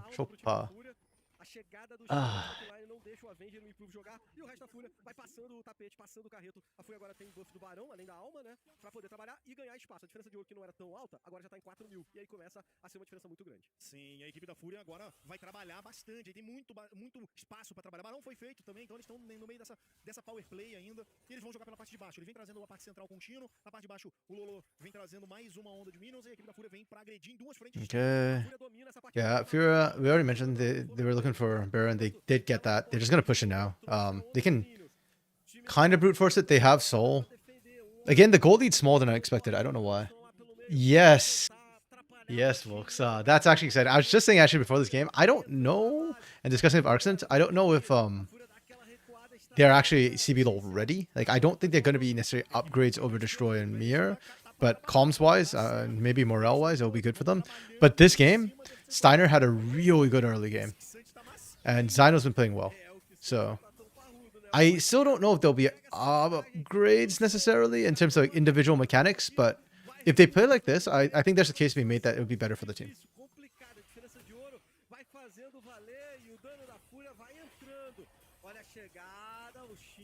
Okay. We are brute forcing this. I love that kidnap from Oroboy. That is the right call, I think, to try and buy time. But that's an ult that's not available enough for the actual fight. And Bear's still got another minute, so if you just grind it down.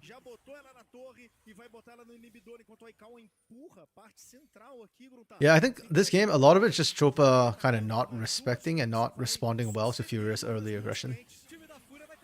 Okay. We fight. Zyno just takes no damage.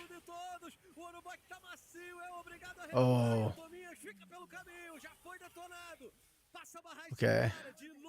I mean, not terrible for Tropa. It's not the worst case scenario. They can heal and try and fight one more time, I guess. But it's looking pretty doomed.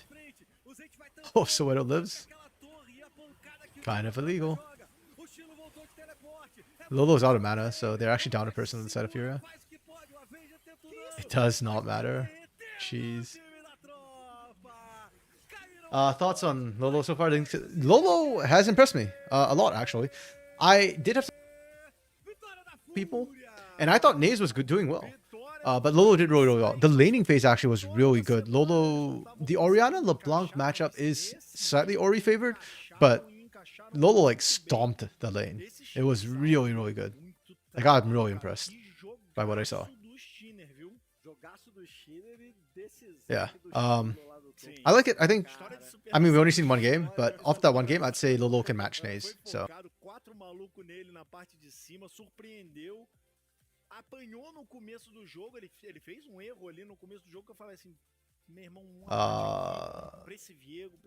Yeah, I'm liking what I'm seeing from Steiner. Akawa and Yusint are really solid players. They're fine. Mid late. Mid.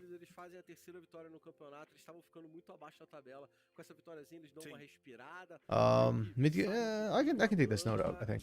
Like Fury to me is a really solid team right now. I think is. Oh, I've got to rank their drafts. Tropa. And then we went with that for rotate. I'll give them a 3. I don't think it was like super inspired or anything. It was okay draft. Yeah. I mean, I'm really hyped on CBLOL to Academy to CBLOL pipeline, but also like this is really good for.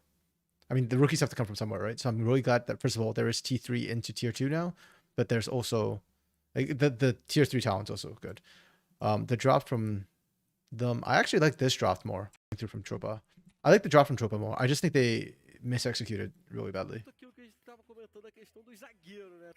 MVP for me for this game would probably be Steiner, because I think Steiner made a lot of the early action happen. So let me see, Oroboy, not quite query form. Yeah, I think that's continuing to be the case.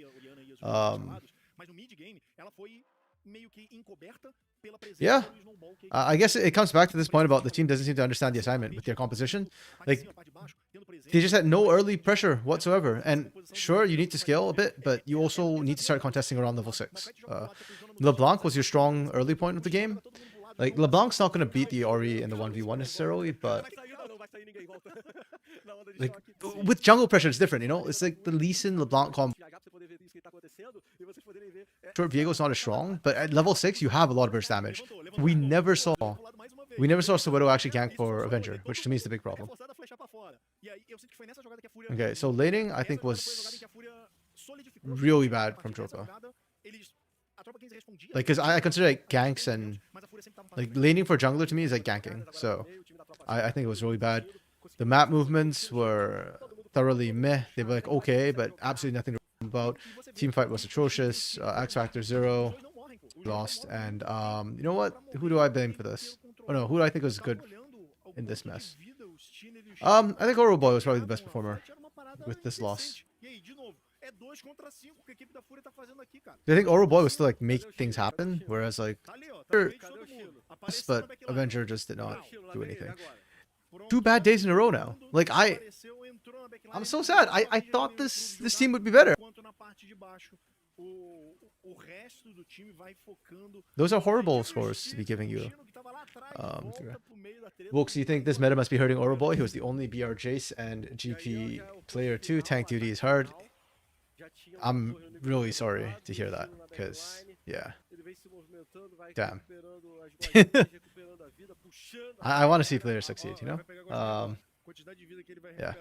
Okay, the laning from Fury this game was really good. I think they won all the lanes. Zyno's Zac pick was struggling, but doing things. Steiner was especially good. Or, you know, I'll give them a 4 here and a 5 for map movements. I don't think they misplayed their map at all. The team fight was really good from them. X Factor, I'll give you a, like, nobody really like, stood out with clutch play, so X Factor I'll just give. Those are just bonus marks anyways. And for me, MVP was Steiner. Good game today. Yeah, these sort of like red bits you're seeing here was pretty much just Oroboy. And that was it. A little bit from the bot lane, but the bot lane didn't even get that much pressure because Steiner just stomped them from the get-go.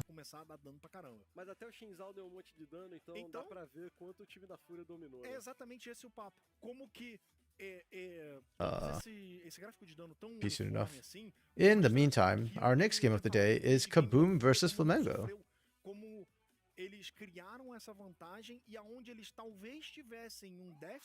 Honestly, on paper, this should be like Kaboom just stomps. Like Flamengo, oh, they have the roughest week. They face Pain, they face Cage Stars, they face Kaboom. But after Kaboom's performance yesterday, they had the least cohesive draft I've seen in this entire season. Oh yeah, I think it's Steiner. Nice. This I approve of. This jungle pick. Yeah, Kaboom, some of the worst drops I've seen. Like they were actually real. It's incredible how badly they played yesterday. Liberty took advantage of that, and I think Flamengo can take advantage of that because I think Flamengo's a really good team. And yeah, if anything, their problems have been a bit over aggressive at times, but other than that, yeah, they just got hand checked by better teams right now. Okay, actually, while we're doing this, I'm gonna quickly go grab more water and get a little bit of food. I'll be right back. Mais MVP do Colossus que eu não concordo. Crise. Tá tranquilo. Tá valendo, todo mundo jogou muito bem. Agora a parada é a seguinte, ó, o Pickban já tá rolando. O próximo jogo, Kaboom contra Flamengo, tá aqui embaixo. O intervalo é rapidinho e a gente já volta pro terceiro jogo do dia.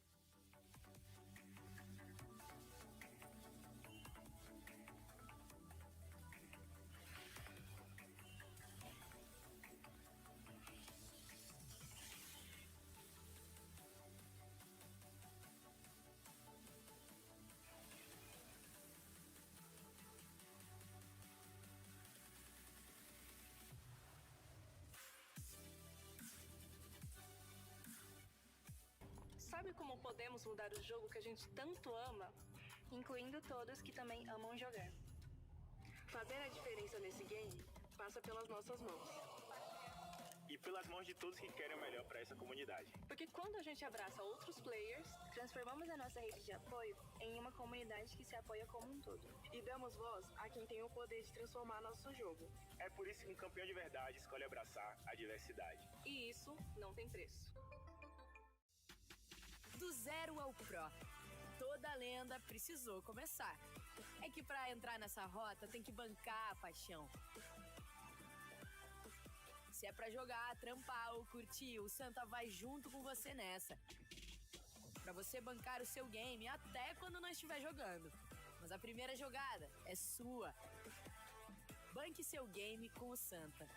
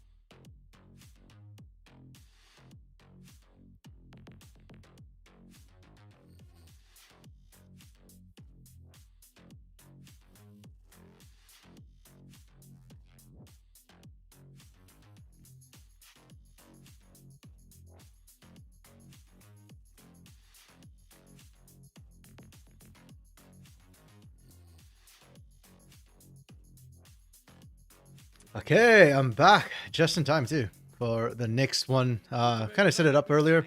Kaboom, one of the top teams. Oh, and we are right in draft. Nice, perfect timing. Okay, let's take a look at this. Milio, Maokai, various good bands. Okay, I agree with all the bands. We start with Senna. I think this is a good one we can start with. It gives you a lot of options. Normally, I hate it when we see Nautilus pick this early, but I think for Flamengo, it's okay because you're denying it away from Senna. I think the sort of favorite.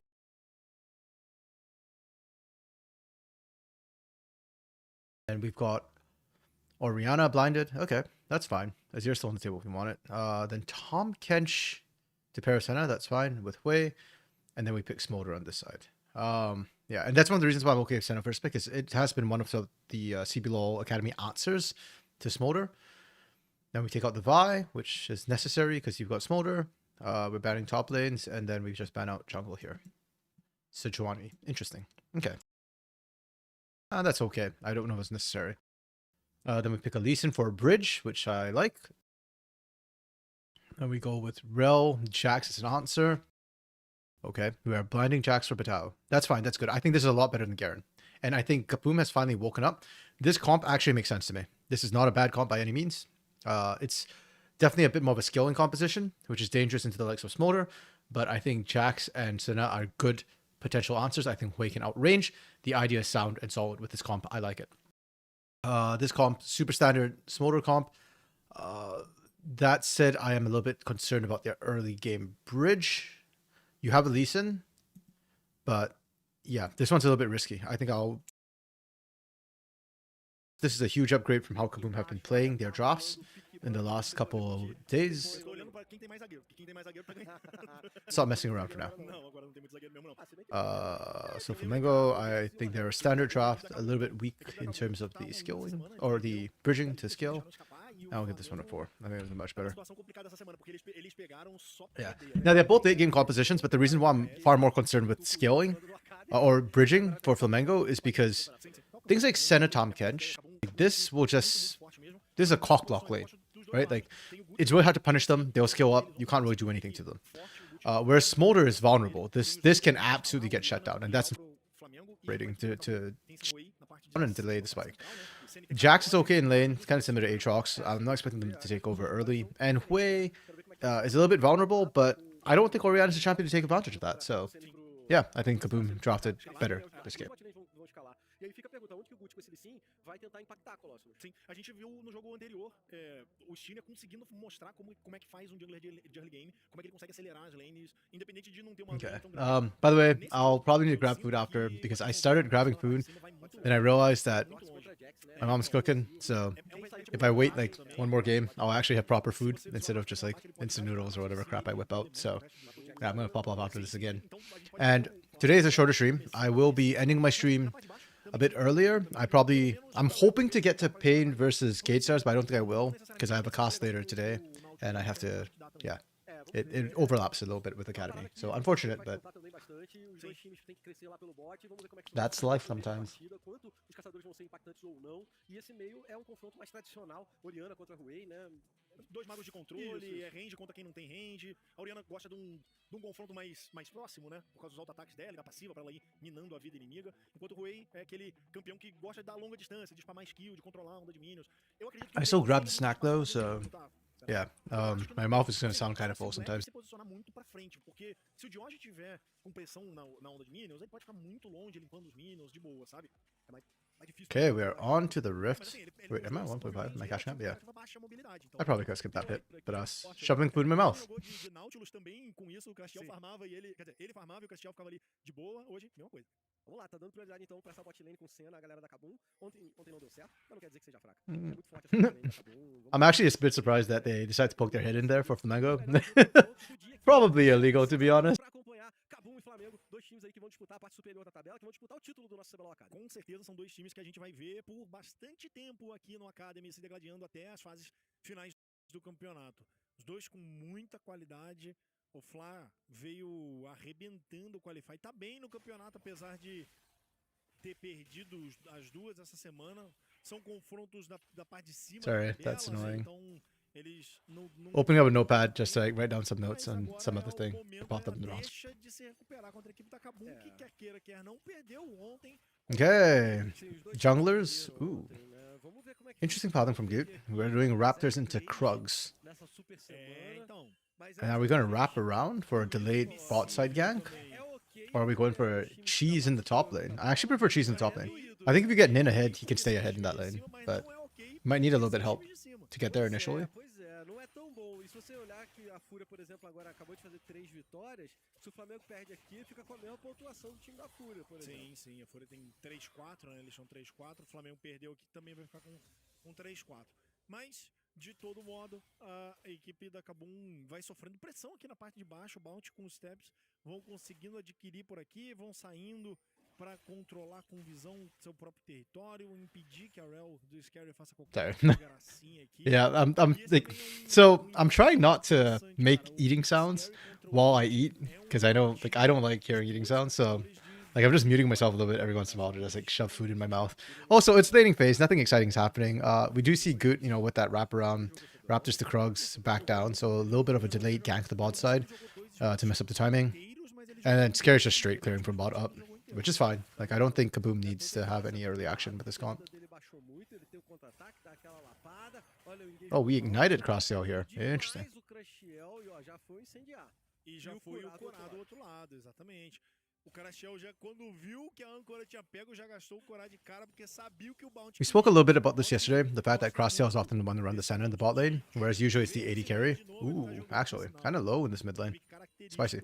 Skrull used to be a support player, so it doesn't surprise me that they actually swapped, and Crosshail used to be a mid laner, right? So probably mechanically, Crosshail might actually prefer this style of play where Senna is not like a traditional marksman with high attack speed, you know, standard right click. It's a lot more like a AD caster than anything else.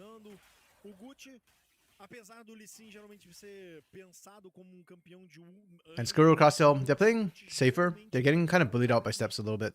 And that's fine, right? They just kind of survive the lane, scale up as well. We are going for delayed invade? No. Okay. Who's actually invading this? Interesting. That's the pressure that Steps and Bounty have, right? In the bot lane, is letting Bounty roam up.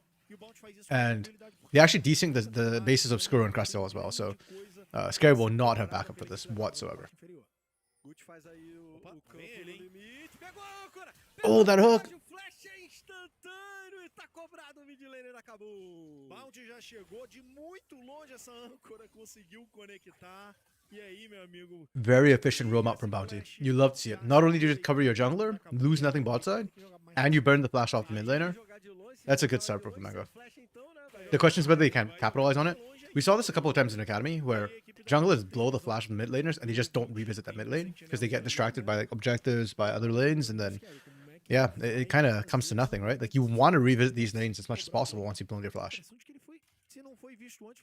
Wait, Scary got around vision. Ooh, just barely. Okay, so Scary's answer back. Mid lane to me should be like high prio gank now for both these teams. Especially if you want to like convert into Dragon after. It's only 5 minutes right now, so actually no, yeah, they kind of sack that. You can't regank and convert on the Dragon. It's too early. And the back timers are bad. Não completa o caminho do rio, né? Fica espacinho ali no escuro e o Scary fica de boa. E aí, mérito total do Scary, porque do lado tinha o Aronguejo, do outro lado tinha Sentinela, ele conseguiu se colocar no posicionamento sem a visão da galera do Flamengo. Começa o Dragão. Só que o Scary tá por aqui. Será que a gente pode ter algum tipo de briga, algum tipo de roubo? This is kind of risky for Flamengo. I like the read that they had, which was, hey, Scary gank from bot side. Like, Scary probably popping top, but this is actually really unfortunate timing because this is the... Before, we saw that Steps and Bounty had pressure bot, had prio, but right now, Skrull and Crosshail have pressure. So you saw Skrull and Crosshail roam up. They just made the call that, hey, we don't want to miss this wave. Like, we're not going to stop the Dragon take. It's for Shrek. It's Cloud. It's okay. One Cloud to me doesn't feel that bad.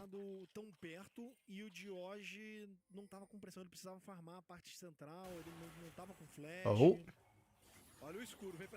Yeah, they can't. They also don't really have enough damage. I don't think you needed a flash there, Steps.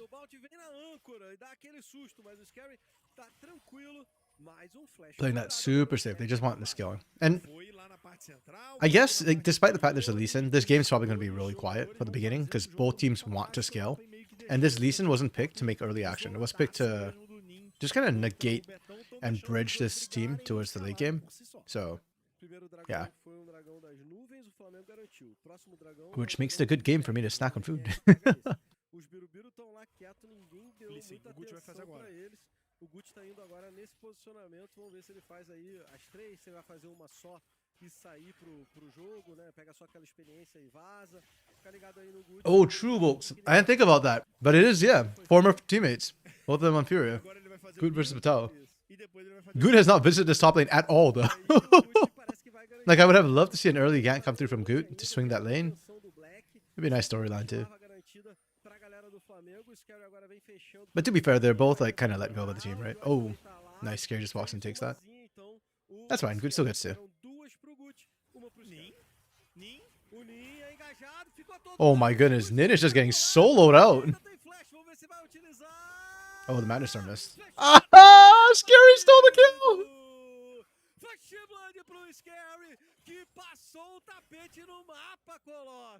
Vital did all the work and then Scary just comes in and takes the kill. Wait, what? Okay. That was a choice. So I'm not going to say it was terrible what Vital did. I think the problem is they didn't have vision on Goot and he didn't want to give the kill over to Goot. So rather just die, reset. The dead timers are short enough that you're not losing out too much, right? It doesn't feel like, oh, you know, I'm missing the entire wave or something. You already ran wave in. So from Vital, an interesting call, but not a bad one by any means.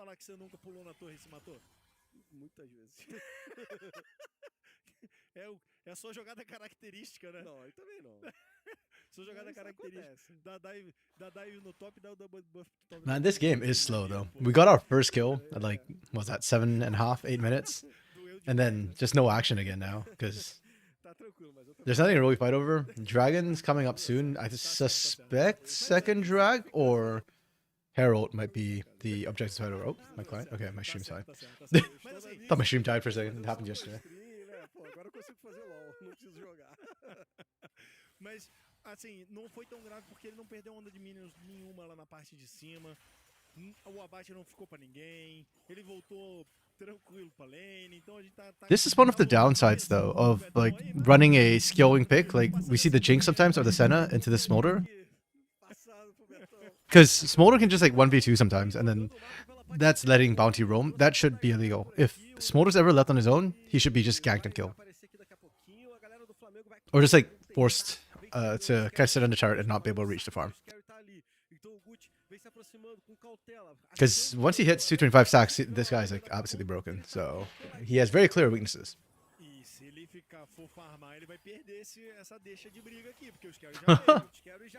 Oh, we are brute forcing this. Okay.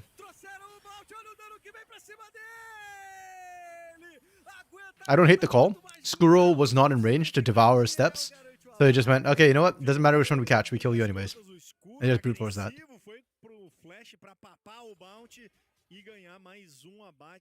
To be fair, I also think Steps and Bounty weren't expecting that to happen. They probably thought they were just safe on the turret.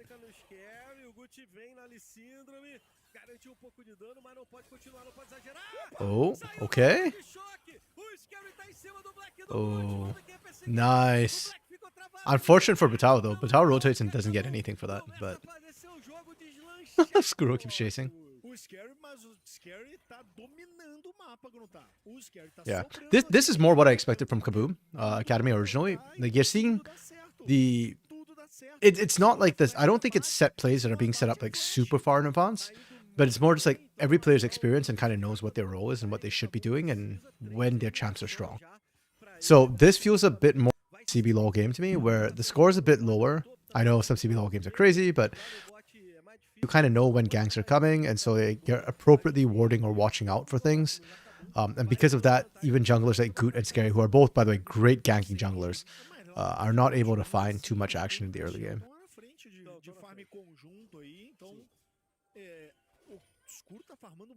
Yeah, I wonder if we actually see a fight over this dragon, or whether we just see that sort of like a gank into into a pick. Okay, we're seeing the TVs committed, so this is... Agora o time do Yeah, okay. vai fazer esse dragão.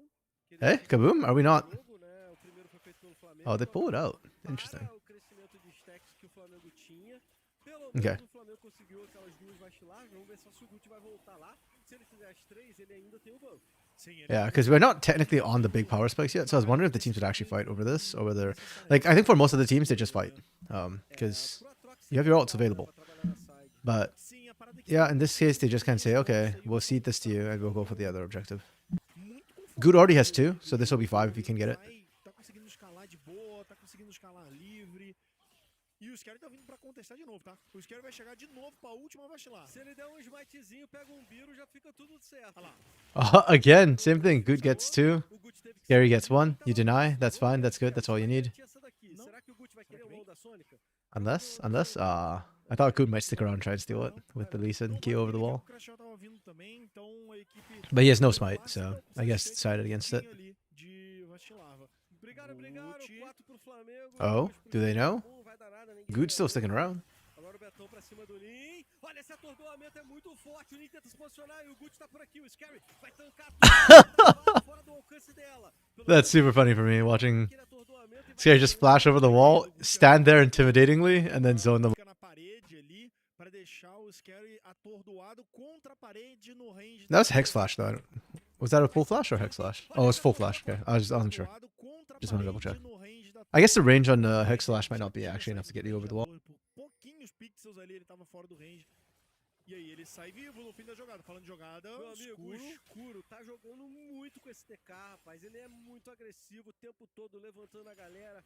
Flash pra dar aquela papada. Tá fazendo um estrago na bot lane do time do Flamengo, o escuro com esse TK. Parece até que ele já jogou de suporte, cara. Parece, né, cara? Ele tem Oh, man. jogar de TK, de suporte. Sabe legal, né? Next fight will be for Herald at the rate we're going, because we're not seeing a ton of action happen. Esses são os lados positivos de você jogar em mais de uma role ao longo da sua carreira, né? Você vai I'm aprendendo not actually... essa Actually, let me think about this for a second. versatilidade nos picks que tá sendo muito Do I think this is good macro from these teams that's showing us a very slow game, or is it just that the teams are way too passive? Conciso. Uh, Movimentação do escuro que abandonou aqui a parte I mean, they're going for the objectives right. The only thing we're kind of not seeing is a lot of gank attempts, pardon me, to come through from these teams. movimentação That's the only thing I'm hesitant about. I'm trying to see like if it makes sense that we're not seeing the ganks happen. tradicional, clássico da cartilha. O Good vai iniciar de novo. I do think we could see a bit more attempts, especially in the top side and in the mid lane. We didn't see the re-gank after flashes got blown from both Yosh and Black A. Eles dão a Not a huge fan of that. entender brigar, mas como você falou, eles têm um a menos. I know mid's a lot harder to gank now the bushes are so far away, but even so, O Betão vai levar a torre e vai deixar esse arauto Yeah. no Flamengo. Se o Betão conseguir levar essa torre, que Okay. foi o que ele fez, valeu a pena já essa troca. that's a call Kaboom makes. I'm fine with this. I prefer Ficou de boa, lembra turrets que ele to matou potential Herald, even though Herald can get you a bit more pressure on a Dragon. primeira torre do jogo, exatamente. Então, pra Kabum tá de boa essa troca aí. Tá de boa, então. Yeah, I would say I think Goot and Scary both could do a little bit more, but they're being very, very cautious. And I guess that makes sense. Flamengo knows they're up against one of the best teams in Academy, so they are just playing. Isso aí é a lendária They técnica. don't want to throw the game, right? Especially when you've got a Smolder, you know you're going to scale. Like, that's not throw. And then for Kaboom, I think they're just playing careful because of what happened to them yesterday, where they just played kind of crazy and then lost. So they're just, yeah. I think that's why we're seeing such a slow game. More so than I'd expect from either of these teams. Vamos ver o que o Flamengo vai aprontar, se eles conseguem cobrar qualquer um que botar ali o pé pra levar essas É uma sentinelas. oportunidade. I do think the pressure's on Kaboom, though, to make things happen, because Flamengo's just going to sit back till like 22, 23 minutes when Steps gets 225, and then they're going to look to fight. Before that, Flamengo doesn't want to do anything. And Flamengo already have one Drake, so they're not worried about Drake stacking from Kaboom. It's on Kaboom to try and pressure before Smolder starts to come online. And so far, I have not seen any of that. The more proactive jungler to me has been Goot. Quem tem que falar mal fala. Maybe it's just because he's faster. Scary's been more successful, but I think Goot's been looking. Olha como é que falando- Just agora, no falando lanes to bem, really tá, gank. aproveitando pra falar bem, a equipe do Fla, como é que o controle de visão deles está legal. Dentro do território deles tem 3 sentinelas, mas aqui avançada já tem mais 2. Então eles estão resguardando todo o território por onde o Nin vai estar. Então tá bem mais seguro o Oh, top laner I'm da not equipe do Flamengo. live for Aí, some ó, reason. o Spec mostrando todo o caminho, são I'm 4 running behind. detectoras dentro do território. Não, na real tem 5 detectores, todo mundo comprou um detector. O orgulho do técnico, o orgulho do técnico. Já que tão Yeah, falando, right? fala bem, You'd think this should be the best team, bar none, in CBLOL Academy. but they freaking pulled a Pain Gaming and lost to Liberty. Literally, Bitao, Costream, Skuro all had like significant CBLOL experience. Scary has technically made his debut and a very good debut. Even though he only played what, 3 games, and then Dioj is probably best mid laner in Academy. So yeah, this team has no excuse to lose to anybody else except for maybe like Kate Stars with Tukui playing on it, who Pain have to deal with today.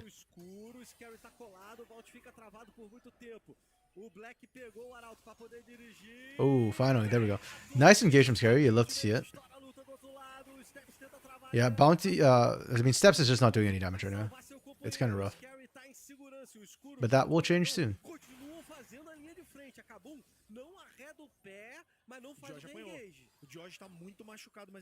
Yeah, this is not good. I mean, Scary finds a perfect catch, and Flamengo just disengaged without losing much. They just blew 2 ultimates to get out. And they still have Prio in control. The top lane is just gonna trade each other. Yo, that's terrible! Holy crap! Costream getting hit there is... Oh, okay. Screw that's out. Wait, when they replay that? Oh my god. Yeah, that hook is insane, man.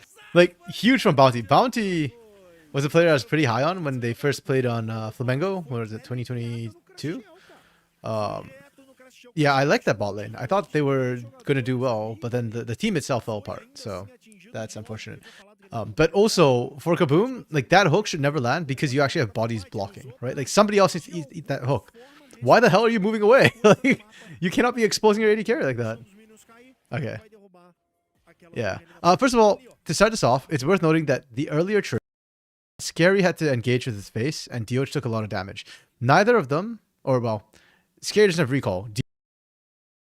Dioj didn't even defend the turret. So like, Dioj sticking around ends up not. Whereas Nin was the one who ate the damage with Bounty, and Nin actually. So Flamengo have a small advantage to start this off. Can I do this frame by frame? Oh my goodness! Like, oh. You have how many bodies here? You've got 1, 2, 3. Okay, these 2 are tanks. Bitao doesn't want to eat it because he doesn't have Counter Strike. Understand? Skuro just needs to step a little bit to the right. Yeah, Skuro. He tried. I think. Wait, did Skuro move left first? I think was the problem.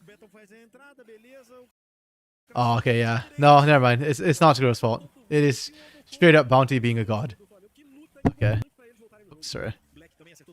Yeah, Bounty too good. Damn.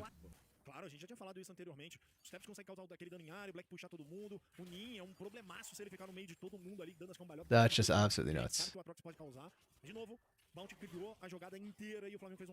Kaboom are still in the lead somehow because they are stronger players and better laners. And they find a counterpick onto Bounty. That's massive. That's what they needed. So Kaboom are still fine. My biggest fear is with Steps right now. Like, what happens as Steps continues to scale? Because I don't think this Senna is working well enough for Costream that I think they can answer back. Oh, never mind. I guess that's one way to do it. Just kill Steps, right? Then Steps doesn't matter.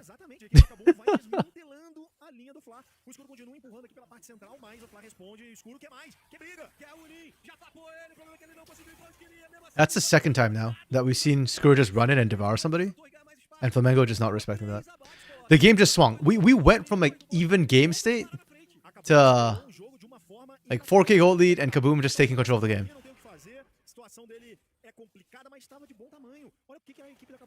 Like, I'm not even mad Bitao dies there because at least he got turret, so it's like, okay, this is just, it's just so good for the side of Kaboom.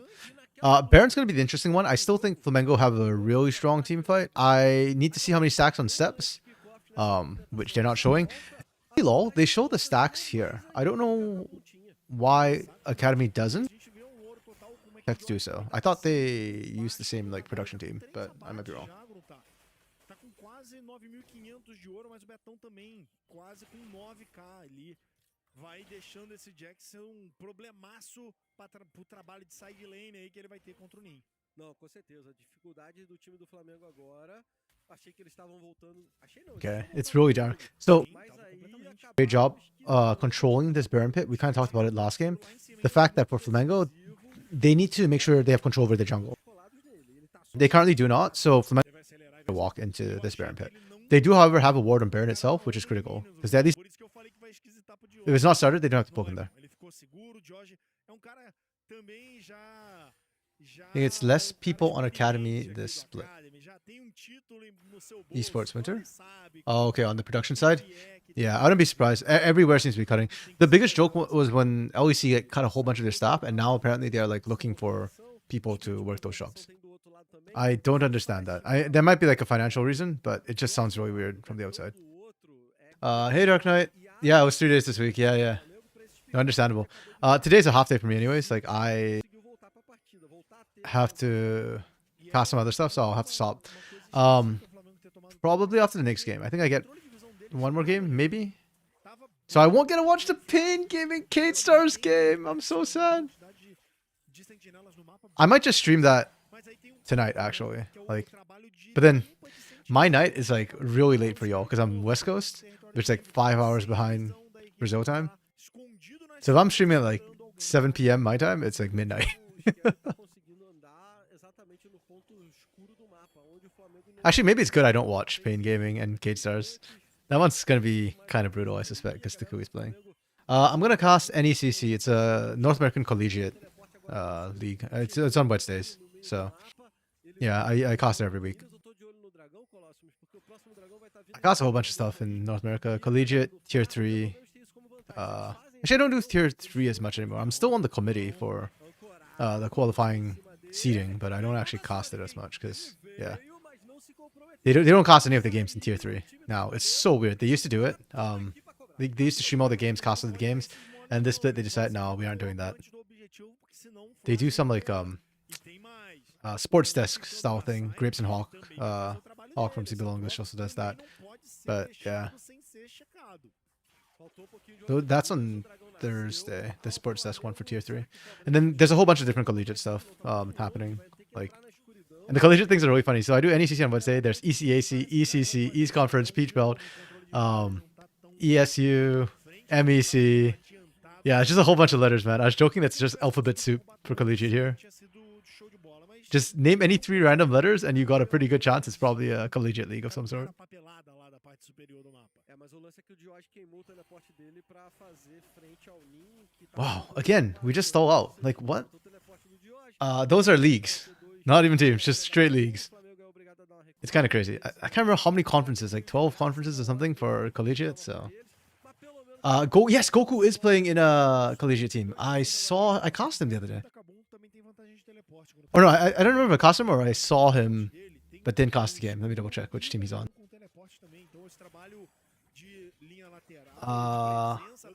Yeah, Weber State. He's on Weber State.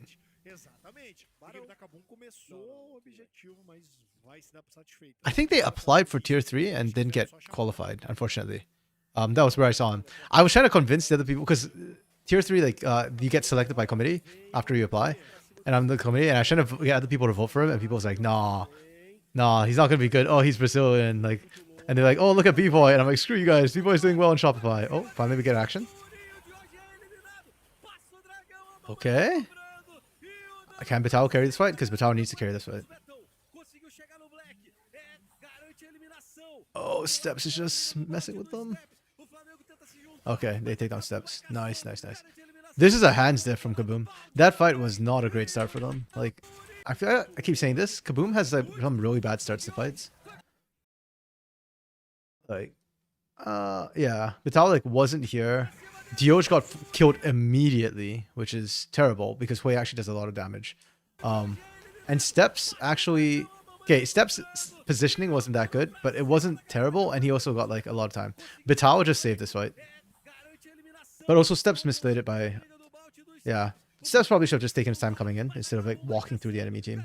And that gives Flamengo a chance to catch back up. But I'm getting scared for Kaboom. The longer this game goes, like the worse it's going to get for them. They have Baron now. They need to make huge advantage of it. Kaboom's been so slow this game. They've just been sitting back and letting the game happen. Is he just playing for them, or has he like a scholarship or something? I don't know, unfortunately. I don't know the situation. I haven't seen him play yet, even, because I just saw him on the qualifying committee. Does Goku have like American citizenship, or like? Actually, Weber State. No, they're public university, so yeah, it's one of the it's a good university in Utah, so he might just be studying there, and then deciding that he wants to play as well, because it's a pretty good university. That's it. You hate Smolder? Yeah. Vital with Garen is that's kind of true. I don't think it's Vital. I just think Garen as a champion doesn't offer that much. You just kind of have split push pressure, and I don't think the rest of Kaboom wants to play that way. So, like, whereas when you have Jax, you can actually team fight. I'm surprised we don't see more Jax in the current meta. I think he's pretty good actually. Like, I'd pick him into Cassante.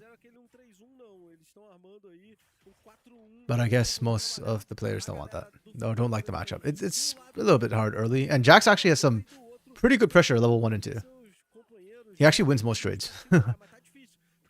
Against Cassante, I don't know if he does. I actually don't really know the Cassante Jax matchup, despite having seen quite a bit of it in NA.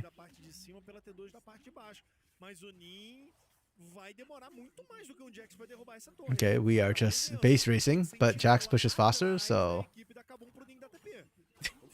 Also, Jax has Baron buff, so... There are wards behind. Nin could look for like a huge TP flank here. Oh, the shockwave gets used early though.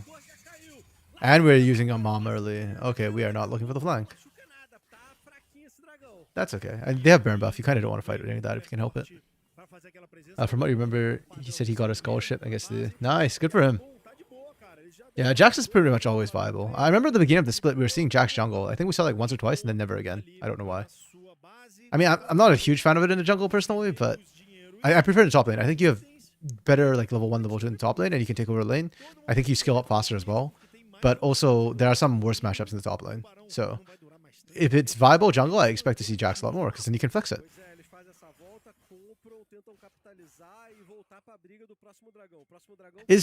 Is like a US education considered a good thing in Brazil, or does it like not matter at all? Because like here in Canada, if you have a US degree, it's kind of like, it doesn't matter unless you get it from like one of the big universities. Oh. His dad passed away? Oh, sorry to hear that. Is that why he kind of like stopped playing pro for a little bit, or? Because I liked Goku. I thought he was really good on that, was it Flamengo roster I think he was on? Yeah, as a mid laner, I thought he was up there and contesting like Tino at his peak, but... Oh, no, there's Sundered Sky! Sundered Sky is even better than Divine Sunderer, honestly. Like this build right here, just go Trinity Force Sundered Sky. And then he's so disgustingly tanky, and with his ultimate too, he gains additional resistances, and he just bonks everybody. It's just, I think Sundered Sky in general is just kind of busted. But I guess, yeah, it is true that without Divine Sunder, it's 2 items, so your spike takes a lot longer to come online. I think it's worth though. You a tank player, Wooks? Do you like that Ornn, that Scion, that Cassante with 400,000 health, 300 plus armor, 300 magic resist? Yeah. That's true. He is definitely a lot squishier now than he used to be. But I think he makes up for it with the additional damage. And just general, I think damage is better than tankiness anyways in the current meta.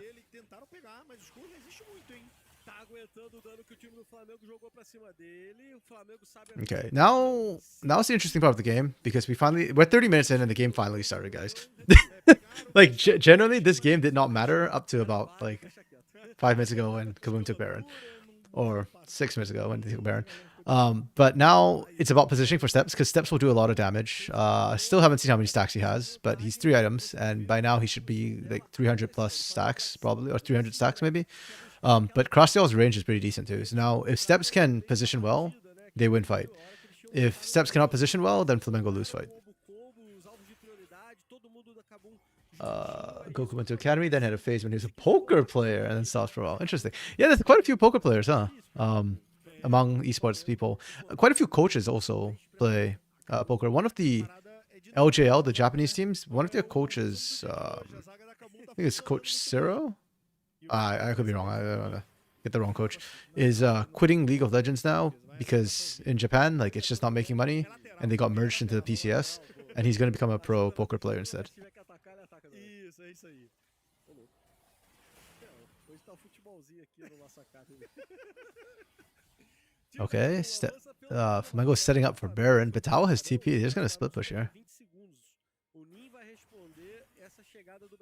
I think Jax wins this. I think. He's got Sunder's guy. He'll win, right? That's how this works.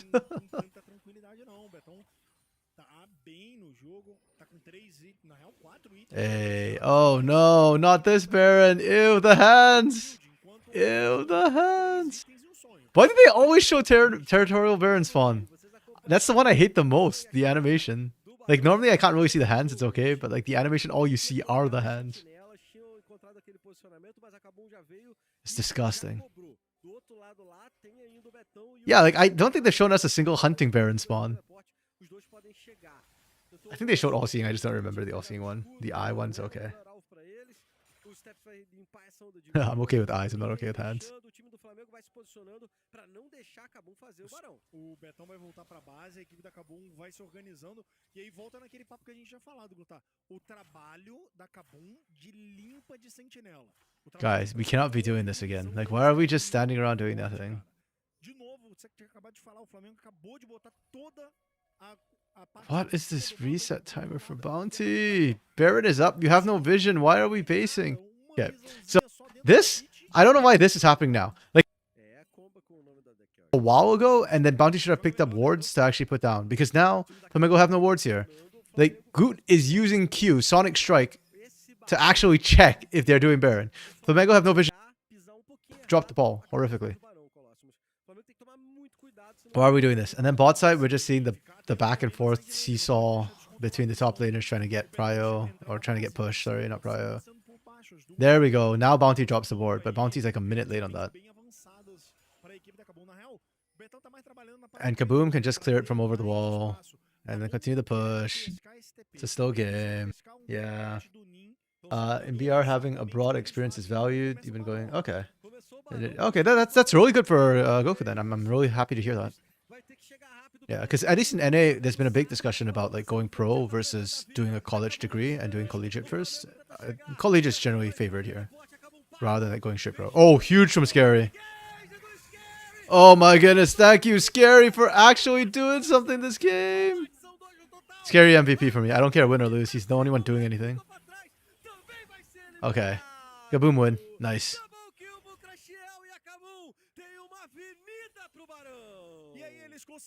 That's really good from them. And for Flamengo, like, they've been just so passive this game. They haven't made anything happen outside the laning phase. Even in the laning phase, they couldn't make anything happen. Good tried and nothing happened. Like, I don't even know who I'd give MVP to on Flamengo because they just don't do anything. Like, I understand that you want to play safe because you are the weaker team, but there's playing safe and there's not doing anything. Look at Scary. I love this. Scary literally just runs at them with flash. Like, fight me! I dare you, fight me! And Steps does nothing to Vital there. Wait, Steps doesn't have Quick Blade, right? He went Essence Reaver, yeah, into Shojin's. I don't like this build. Like, I think if you want to go Shojin's, you need to go Riftmaker, and if you want to go Essence Reaver, you should go Navora Quick Blade. But I feel like it's a bit slow spell rotation build, and against this team, like, I think you need higher rotations to be able to cut through Vital and Skuro. Yeah, 100% Scary MVP.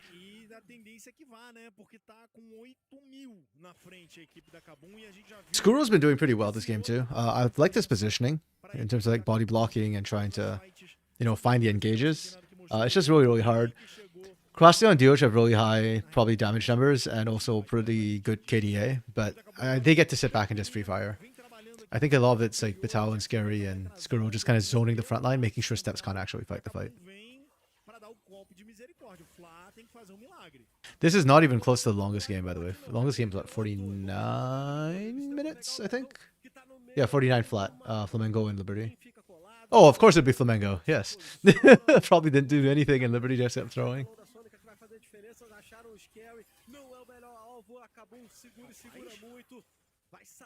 Tower just split pushing mid. We're still taking this by the books, by the numbers.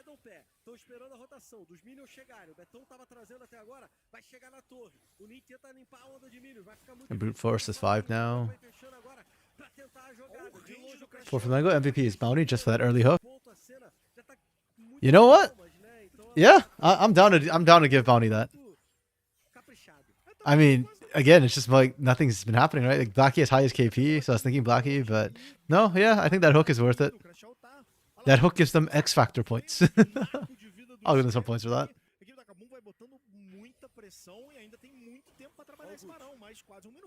Okay, Goot for the flank. Goot, if you do this, I'll give you MVP for Flamengo. Nope, Goot chickened out. Okay. Like he had such a good flank position from here to just kick somebody this way. And then he's just like, nah, I chickened out, I went this way. This is not a flank angle. This is just like, okay, I just want... Coward! Not actually. He just didn't want to die for no reason, which is probably the right call. I just want action right now. Okay, Bounty?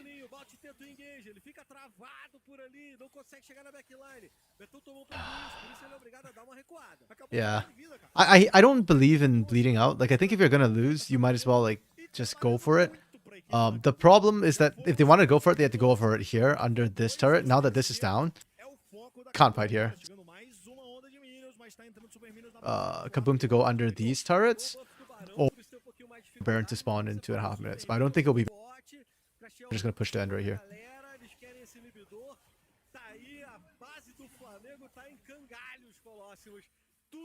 Yeah, steps half health from incidental AoE.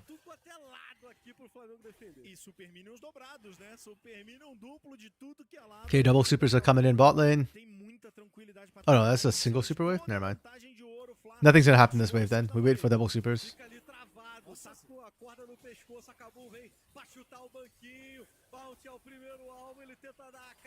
At least here in Brazil, not completing high school closes so many doors for you in regards to government service and jobs. The debate is more about finishing it normally or skipping it to chase what they desire and complete it later in their life with a special test. Okay, yeah, that's cool. Oh, hold on. This is the final fight. It is not, because everybody's too tanky. Dang, nabbit. Double supers are in here now. Now we fight, if you're Kaboom. That's what you're waiting for. Oh, that's huge. Scary. Blackie's dead. Pop goes the weasel. Brothers, I don't know.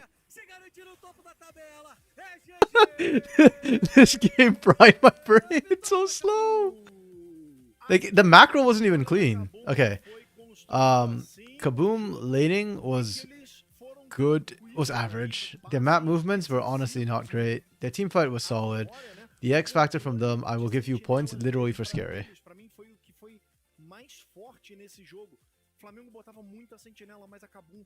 Let me just see this here. Let's see. Yeah, I mean, the draft was pretty fine forward. I'm very disappointed in Goot, especially because Goot got his Lee Sin and did nothing with it. And I expect more from Goot, you know? Actually, before I switch over. Kaboom, Scary. E aí, mérito total da Kabum por essa conta de visão que você comentou, de ter pegado 3 pick-offs e ali desandou. Depois dali, o Flamengo não teve mais chance. Porque a Kabum pegou aqueles 3 pick-offs, levou. Makes things happen, but all looks good on anything but Garrett. Vantagem que eles recuperaram e o Flamengo não conseguiu mais sair dessa. E essa cena TK que já veio de cara. Time with some honor. Yeah, and part of the problem I think was that everybody was getting kind of tanky, and the Smolder build didn't have enough. They couldn't do consistent damage, so they couldn't burst fast enough, hard enough, and so they were just like letting them reset, which is really slow and really, really bad. Okay. Yeah, I think that's all the notes I need to add. I'll leave these notes for now because yeah, I think they need at least another game to convince me they're not inting. Not Los Grandes, right? Flamengo. Where's Flamengo? Okay, where's Flamengo? Oh, forgot the order's not alphabetical. Demais. Partidaça que ele fez com esse boneco. Essa fight aí, Gruntar, foi essa fight que a equipe da Kabum estava desestruturada. O mérito é todo do Fly, mas aí foi em cima de pick-off. Foi em cima do trabalho. Esse é o primeiro. Do trabalho de contravisão. Foi nessa aí. Foi ali em cima, eles pegaram o abate. Eles giraram. I don't know what to say, man. Like, they just did nothing this game. Like, okay, laning from them was... Fazem a rotação pra parte central, onde eles vão pegar o Nin e The lane was okay. Like, I don't think it was amazing. Their map movements were... Isso aí, a galera do Flamengo não conseguiu mais jogar. Okay, the team fight was terrible. Enquanto isso tudo acontecia, o Betão empurrou uma T2 ali na And I'll give you one point for Bounty's beautiful hook, and that's it. uma vantagem gigante de ouro no mapa. E o que o Gucci queria matar o George aí no Oh, that's too... Olha o Betão como ele Actually, I'm surprised. Like, both Flamengo are doing... I thought they were good. I thought they were actually better than some of the academy teams. I was wrong. Has INTC played yet for today? INTC, no. INTC plays the next game, Los Grandes versus... or INTC versus Los Grandes. O Scary também fez uma partidaça com essa Rel. A gente falou isso no começo, né? Que ele tava passando ele gankava de cima a baixo, fazia Do I want to watch this? Or should I go prepare for my cost?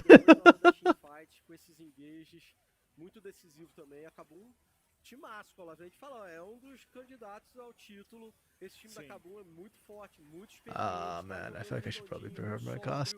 Não é fácil ganhar da Kabum, não. Dark Knight, how badly do you want me to watch INTC versus Los Grandes Academy? Conseguindo controlar as loucuras do Betão. E aí eles conseguiram uma vitória tranquila e uma vitória importante para eles se manterem na parte de cima da tabela. Okay, yeah, so Kaboom just never, like, they're the better team. So even though there's like some dips here and there, it was generally still upward trending. Just want to see if they'll blind Lowy or not. You know what, that's fair. Why don't we watch the draft and I'll decide whether I want to watch it based on this draft. O time da Kabum ganhou com um jogo muito sóbrio, controlado, é essa montanha aí crescendo constantemente. If they do something spicy, maybe I'll watch. If they don't, then I'll probably go and actually work. Yeah. Mais ou menos por ali, esse foi o momento em que o Fla achou a oportunidade. Mas, de novo, é a equipe da Kabum que estava ditando o ritmo da partida. Vamos lá, Gruntar. Oh, I heard something about Chiton. Não, pior que esse eu não tenho favorito. Não tem? Nos outros eu tinha, esse eu não tenho favorito. Okay, do we think they'll pick something? Achou errado. É o Scary. Não, assim, Yeah, today's a jungle day. All 3 MVPs have been junglers today. eu fiquei entre o escuro e o Scary. A real é essa. And O palpite tava certo, mas eu sei it's INTZ versus não Los. foi necessariamente tão decisivo. Where do they stand in the rankings right now? recente quanto o Scary. INTZ picked up Na their real, o has que not picked up their fez first win toda a yet. conta, Damn. o diferencial Los is foi 2 and 4. aquela Okay. fight, aquela fight que você falou do engage do Scary. Legal. Ali é que foi o I'm diferencial actually entre kind of os surprised dois. INTZ hasn't picked up the first Exatamente, win. Like, foi ali que I know they're aconteceu. struggling, but I really don't think they're like trashed here. Like, I think they are actually competitive sometimes. So well, but then again, Lelis is blinding Ilawi and nobody else is stepping up. So I guess, yeah. Bastidores do CBLOL, aquele conteúdo que você Okay, so if they pick something wacky, I might watch it. If they pick something standard, I'm just gonna, I'll watch it later off stream.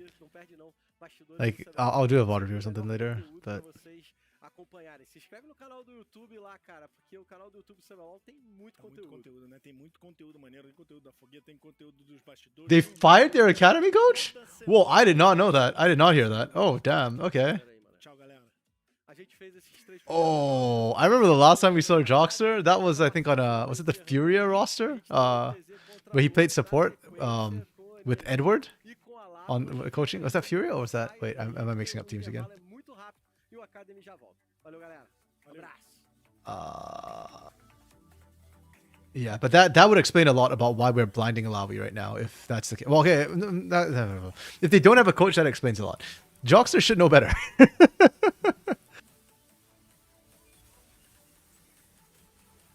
I mean, Jockster still played back when Alawi was a thing, right? Like, albeit not. Oh, it wasn't was it a Fury? Yeah, it was the Fury roster.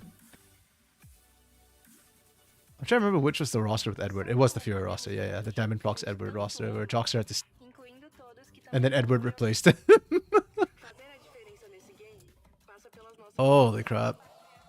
E pelas mãos de todos que querem Yeah, and what's funny too is not only, like, I know people hate their CEO for the crap he does, but also their social media person is really funny because The social media person keeps talking trash. It's like, bro, É por isso que um campeão you aren't in a position to talk trash right now. E isso não tem preço. Do zero ao pro. Well, okay, I understand like wanting to play what you're comfortable with, but even then, like,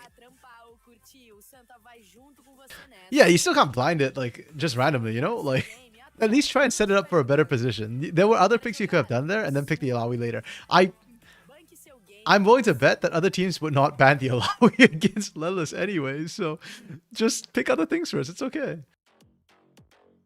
Try not to burn the talent forever. I mean, at this point in time, I don't even know if talent wants to join INTZ, right? Like, for their academy roster, sure, because I think there's like you try and do whatever you want. But if you're going from tier 2 to tier 1, like, I think there are players who would rather not play in CBLOL and play in academy rather than join INTZ right now with the way they're playing. Because look at Ithuza, right? Like, Ithuza was I thought Ithuza was good. Like, I thought Ithuza should have been was CBLOL already last year or last split already. Ithuza's not bad. We saw him on Raid Academy last split, and he was still doing really, really well. You go to INTZ and you can't do anything, right? And I'm looking at Ithuza, it's like, it's not even Ithuza's fault, you know? Like, Tay came out and said too, right? That like Tay knows he's playing badly, but like, what can they do? They're still trying to fix themselves. They're trying their best, you know? But if the rest of your whole team's playing like crap, then even if you're like, yeah, basically what can you do, right? Like, Ninja Kiwi to me is like the best example of that. Perma elo hell, because his team keeps trolling him. Look at Kina, for example, of that never gets through. Yeah, exactly. Like, I think players like Kina, Leandrin had Draven banned against them for like most of the beginning of the split. Now it's starting to open up. Cats will probably have Vlad banned like half the time against him because of his Vlad performance. Like, until Lelis does well on Alawi, I don't think it's gonna get banned. So just pick something else and then pick the Alawi when you know that it's safe to pick it, you know? Instead of praying that your opponent decides to run Olaf into it.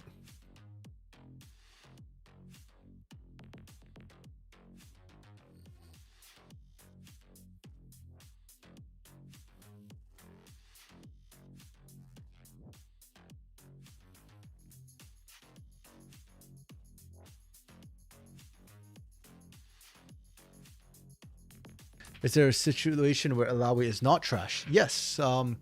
If you're running into something like a Darius, you could pick Alawi into Darius. Wait, is that this? Yeah, I think Alawi. Yeah, Alawi into Darius is a thing.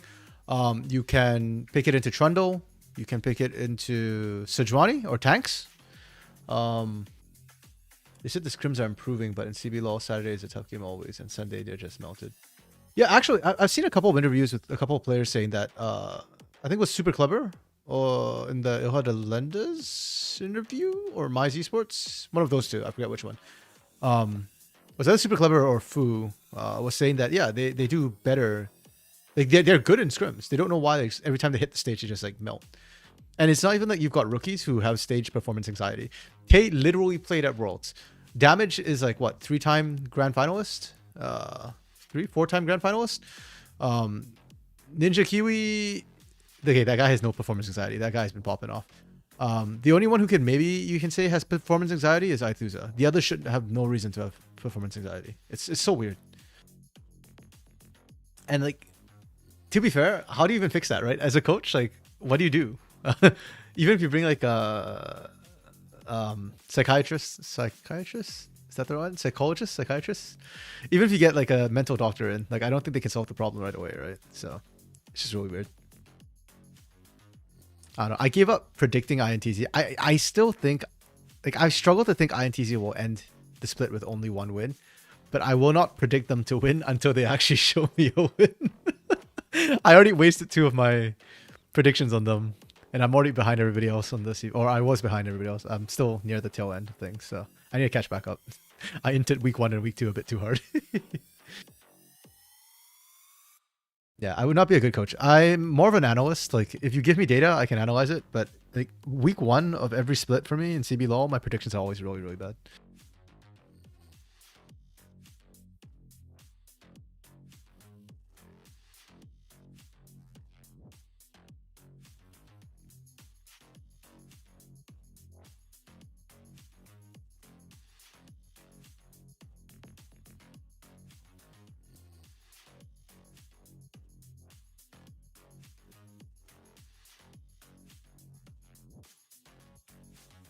Yeah. The interesting thing, for me this weekend for CBLOL, the bigger question I guess is actually Loud. Is it Jover for Loud or? Yeah, this Kate Stars Pain, dude. I was so hyped for it before. I'm a bit scared for it now because Takui's I think still playing today. So it's like, I think Pain are gonna lose this one to Takui, but it's still good. I think it's a good experience for Pain to play up against like a player like that and learn how to lose in a way. I don't think it's good for teams when they always win. I think they get worse. I know Coach CL has said the same thing about Loud specifically in CBLOL. You know that they win too much and then, yeah, like they might not be as strong. Yeah. Week one's just crazy. And then we had the stupid blue side win 100% win rate. Everybody got tied match, which I think screwed half of us completely. Faltam só umas 3 pra gente ver como é que vai ficar essa tabela, que já tá bem emboladinha. Tem uma galera que já tá mais de boa. Tem pessoal, como é o caso da NTZ, que tá assim, ó, suando, porque precisa da primeira vitória, que é essa classificação. Então, vamos aí pra ver como é que vão se dar, né, esses últimos 3 jogos da noite de hoje. Here we go. Oh, I thought it dropped. Not here we go. Rosa was not bad. Coming in for Tara. What are my thoughts on Rosa exactly? NTCA. Yeah. Rosa was kind of like, I don't know. I think maybe I'm just a bit down on Tara. I thought Rosa played a little bit better, but we shall see. Yeah, I have the same problem with Namiru as I do with Aithusa right now, where like on paper people keep telling me they're supposed to be good, or I think they should be good in Aithusa's case, but then like they're not delivering on stage when it matters. So.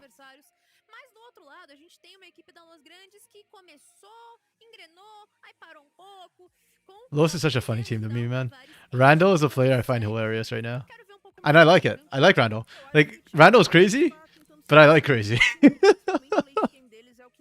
He just needs to like figure out how far he can go with the limit testing and not int, and then we're good. But in NACL, in North America, a lot of our tier 2 junglers are kind of like Randall. Like, they are very hyper-aggressive. Like, they will take things that they shouldn't take. Just this last week, there was a game, I think it was Cincinnati Fear versus... Oh shoot, I forget which team they're up against. Damn it. There was a game, which it was a game 3, deciding game. And it was a Wukong versus Rengar. And the Wukong, and they opted to coin flip the entire game on that level 1. Where the Rengar won, and then Wukong just couldn't do anything all game long because they just coin flipped the level 1. To me, that's a play Randall would make. You think next weekend's about Loud because how bad they were? Yeah. They were just average. Yeah, agreed. I think if Loud is just like average or below average, then like everybody's used to it, right? That's regular season Loud. It's just steeping.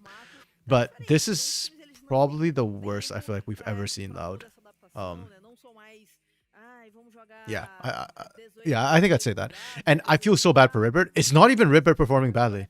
Like, it's freaking Robo and Hobo and Croc just inting their faces off again. Like, and Tinones is also not like carrying as hard as he normally carries, which is really weird. Usually, like, Tinones is like the most consistent person. Yeah, so, but I feel like Redbird and Root are just getting screwed by the rest of the team. No Kindred, and you believe Los? Wait, did Los throw on Kindred or something?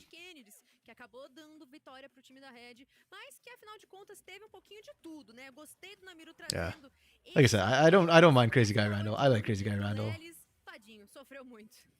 Foram 2 jogos, né, de Ilaoi essa semana por parte do Lelis. A Ilaoi que nesse 14.3 ela ganhou buff bem legal, né? Os tentáculos man. Yeah, we have to replay these. Red played a really clean game against them, though. Like, I felt a bit unfortunate for INTZ that game, because I don't think INTZ played that badly. I just think Red played really cleanly. Yeah. Look at those tentacles slap and do absolutely nothing. Stardust being shot at left and right by fans. Okay, I sit this in freaking...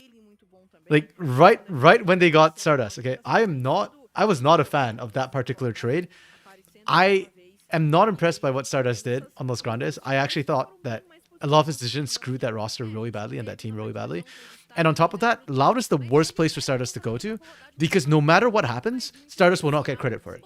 If Loud win again, nobody cares. They're just like, oh, Loud's that good. You know?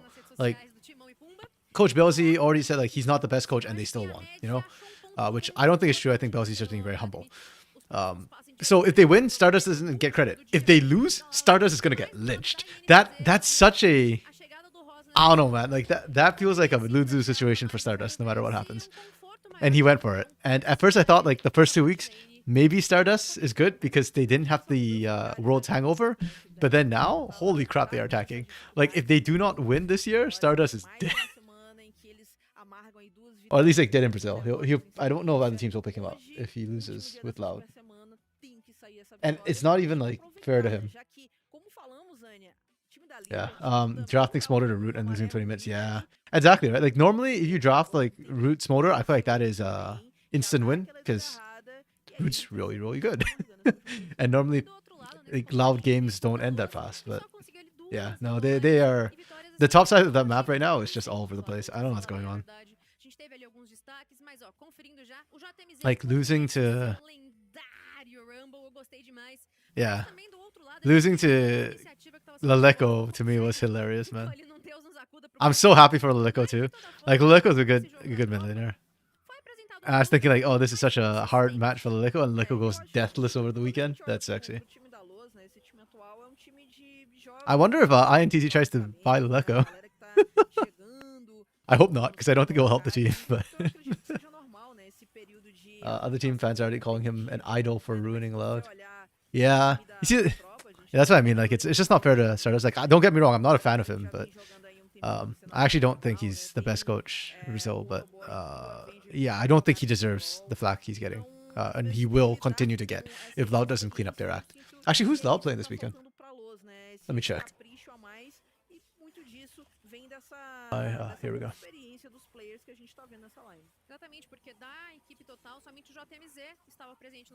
Caster, start the game. I want to see the draft, guys, so I can decide if I want to have lunch now or... Hello? Okay, there we go. This week, we have... Oh, crap! Okay, this is not good for Loud. This is going to be really interesting for Loud. Loud versus... Yo, Liberty's low-key kind of scary. Like, I actually kind of want a VOD review one of some of the Liberty games, because Liberty is a team that shouldn't be winning, but are somehow winning. And I think they're winning because teams are throwing against them. Yeah. Loud is in the spot that if they win, they want to get, yeah. Okay, wait. So we have time, I think. They're still talking about other stuff.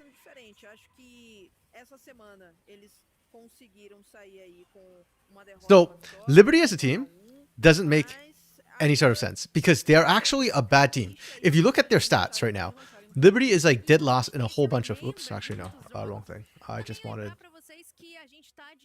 this, yeah. So if we look at like...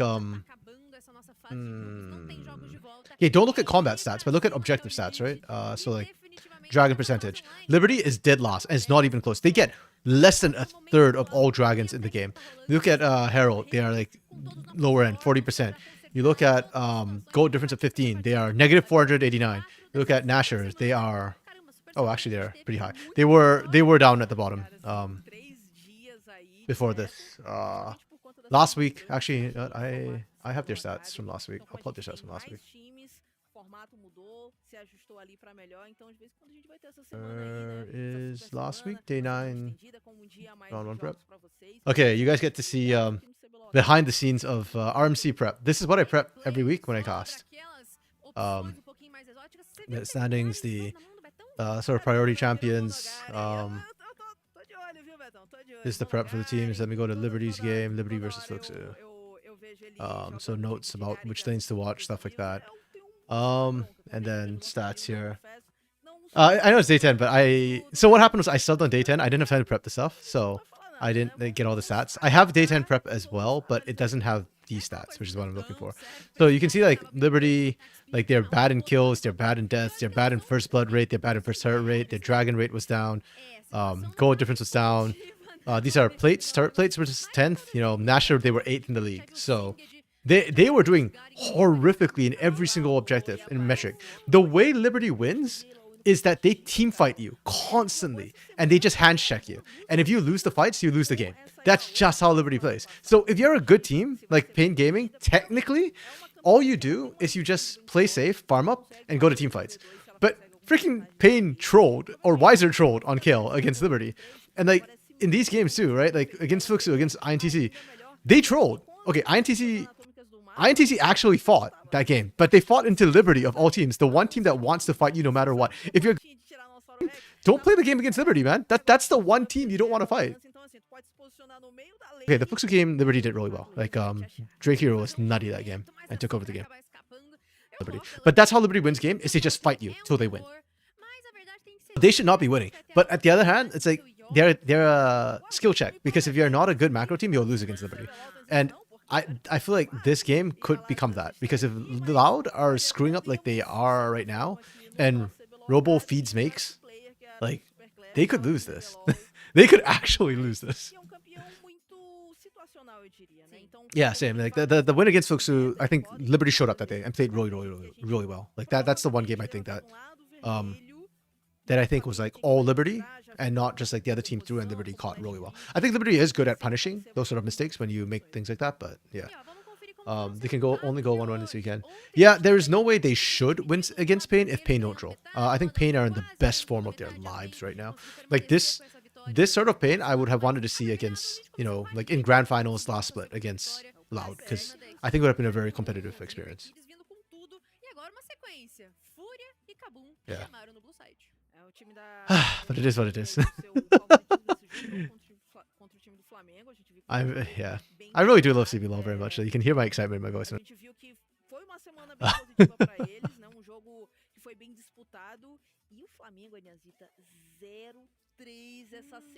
Okay, I think they're having tech issues because they are not starting the game. I actually don't think I have time to watch the game anymore.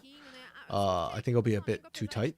So yeah, I'm just gonna stick around and look at the draft first, and then what I'll probably do is tonight I will stream the game. I will stream VODs tonight, and then yeah, I'll just post it on my YouTube. I'll put the VODs on my YouTube. So yeah, because it's probably too late for most people. Tá aguardando aí resolver essas pendências técnicas pra gente começar em NTZ e LOS.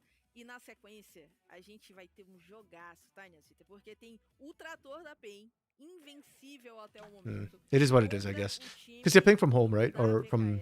They're not playing in studio, I guess. Yeah. Tá jogando essa semana aqui no CBLOL Academy. E olha, o time da VKS perdeu lá na primeira semana pra Kabum, mas emplacou 4 vitórias em sequência, vem embaladinho. You're still... Yeah, that's fine. I'll post it in the community Discord if I remember. I probably won't. I keep forgetting. Like, I think today I only posted after game 1 because I literally forgot about doing that. Bren's usually the one who does it. He's Bren's really on the ball. Good guy, Bren. Based Bren.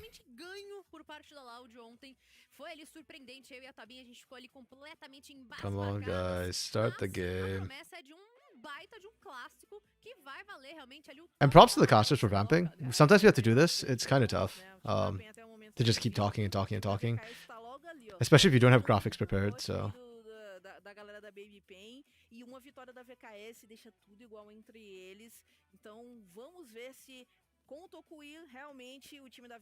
My Discord post, yeah. 100%, that's fair. Yeah, I suck at social media and stuff, man. INTZ and LOS is all in their homes. Oh, so like they're not even in like a gaming facility? It's literally just like 5 different networks? Damn, no wonder.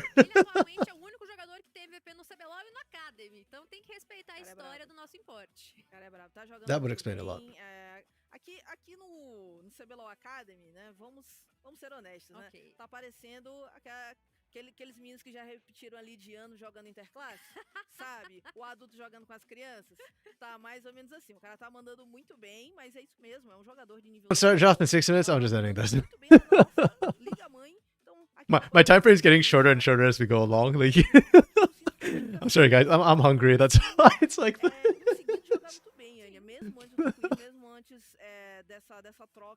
Only 5 or 6 teams have their academy on a gaming house or office situation. Yeah.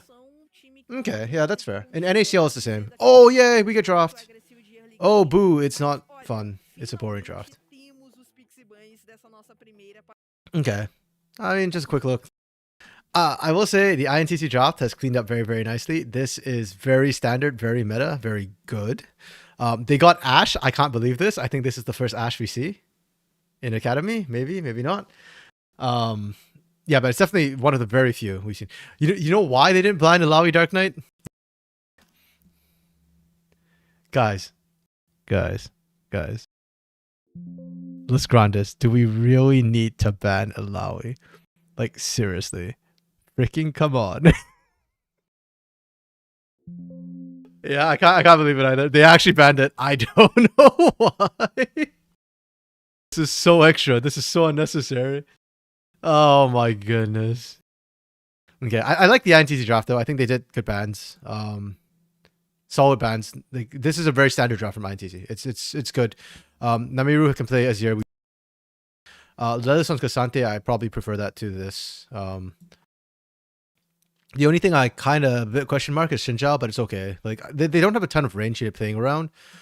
Though it can work into Rumble as well. So the Xinjiao's okay. I just not like crazy about it. That's fine. This draft from Los Grandes is a bit more questionable. I guess Nila for Rosa. I don't know if Rosa's like a well-known Nila player maybe, or something happened in scrims. That's fine. I'll leave that. I really don't like this. And then you open up Ashe because you did that. The Yone to me is a bit of a question mark as well. It feels like Jota Miz. No, this is for Taveras. Okay. So you're picking this into Azir. Okay. That is that's a decision. It is a really good team fight comp though, so the cohesion's good. I would give this comp a 5 out of no screen. Let's just get into the game. Yeah. I mean, you know what? If Lelis is forcing this ban and this gives you Ashe, like, that's a huge win. Huge dub for Lelis. Lelis is just sat winning right now. He's just sitting in the chair laughing. So good. That's it. I will give this a 5 out of 5 because, first of all, you managed to draw out the Alawi ban, and second of all, this is the best draft I've seen from INTC. Any other team drafts this, I give you a 4. INTC drafts this, I give you a 5 because it's the best draft I've seen for them all split long. So, good for you. This draft, I give a 4. I think it's a very strong, cohesive draft. The Varus as an answer to Kalista is okay, is good. You know, there's nothing you can do about the Ashe. Rest in pieces. The Rumble is still really strong to Cassante. You got that. And Yone into Azir is a bit rough, but it will be what it will be. So I give this a 4. I think it's a solid draft. That's it. Thanks for dropping by, y'all, even though it's a short stream. Thanks for hanging out with me and chatting. If not, I get very bored sometimes, especially when we get games like we just saw. Versus, which game was that? Oh, I'm looking at the wrong place. We literally just saw the game and I've forgotten what game it was already. Shoot me now. Yeah, Kaboom Flamengo. That was the one. Yeah, that was like the most boring game ever. So it really was nice to have y'all at least chatting with me, so it wasn't super boring. That'll be it for now. Like I said, I'll stream tonight. You know, if you can come by, fun. If not, don't worry about it. We chill and I'll just upload it together as one VOD. Okay, peace. Have a good one. Bye.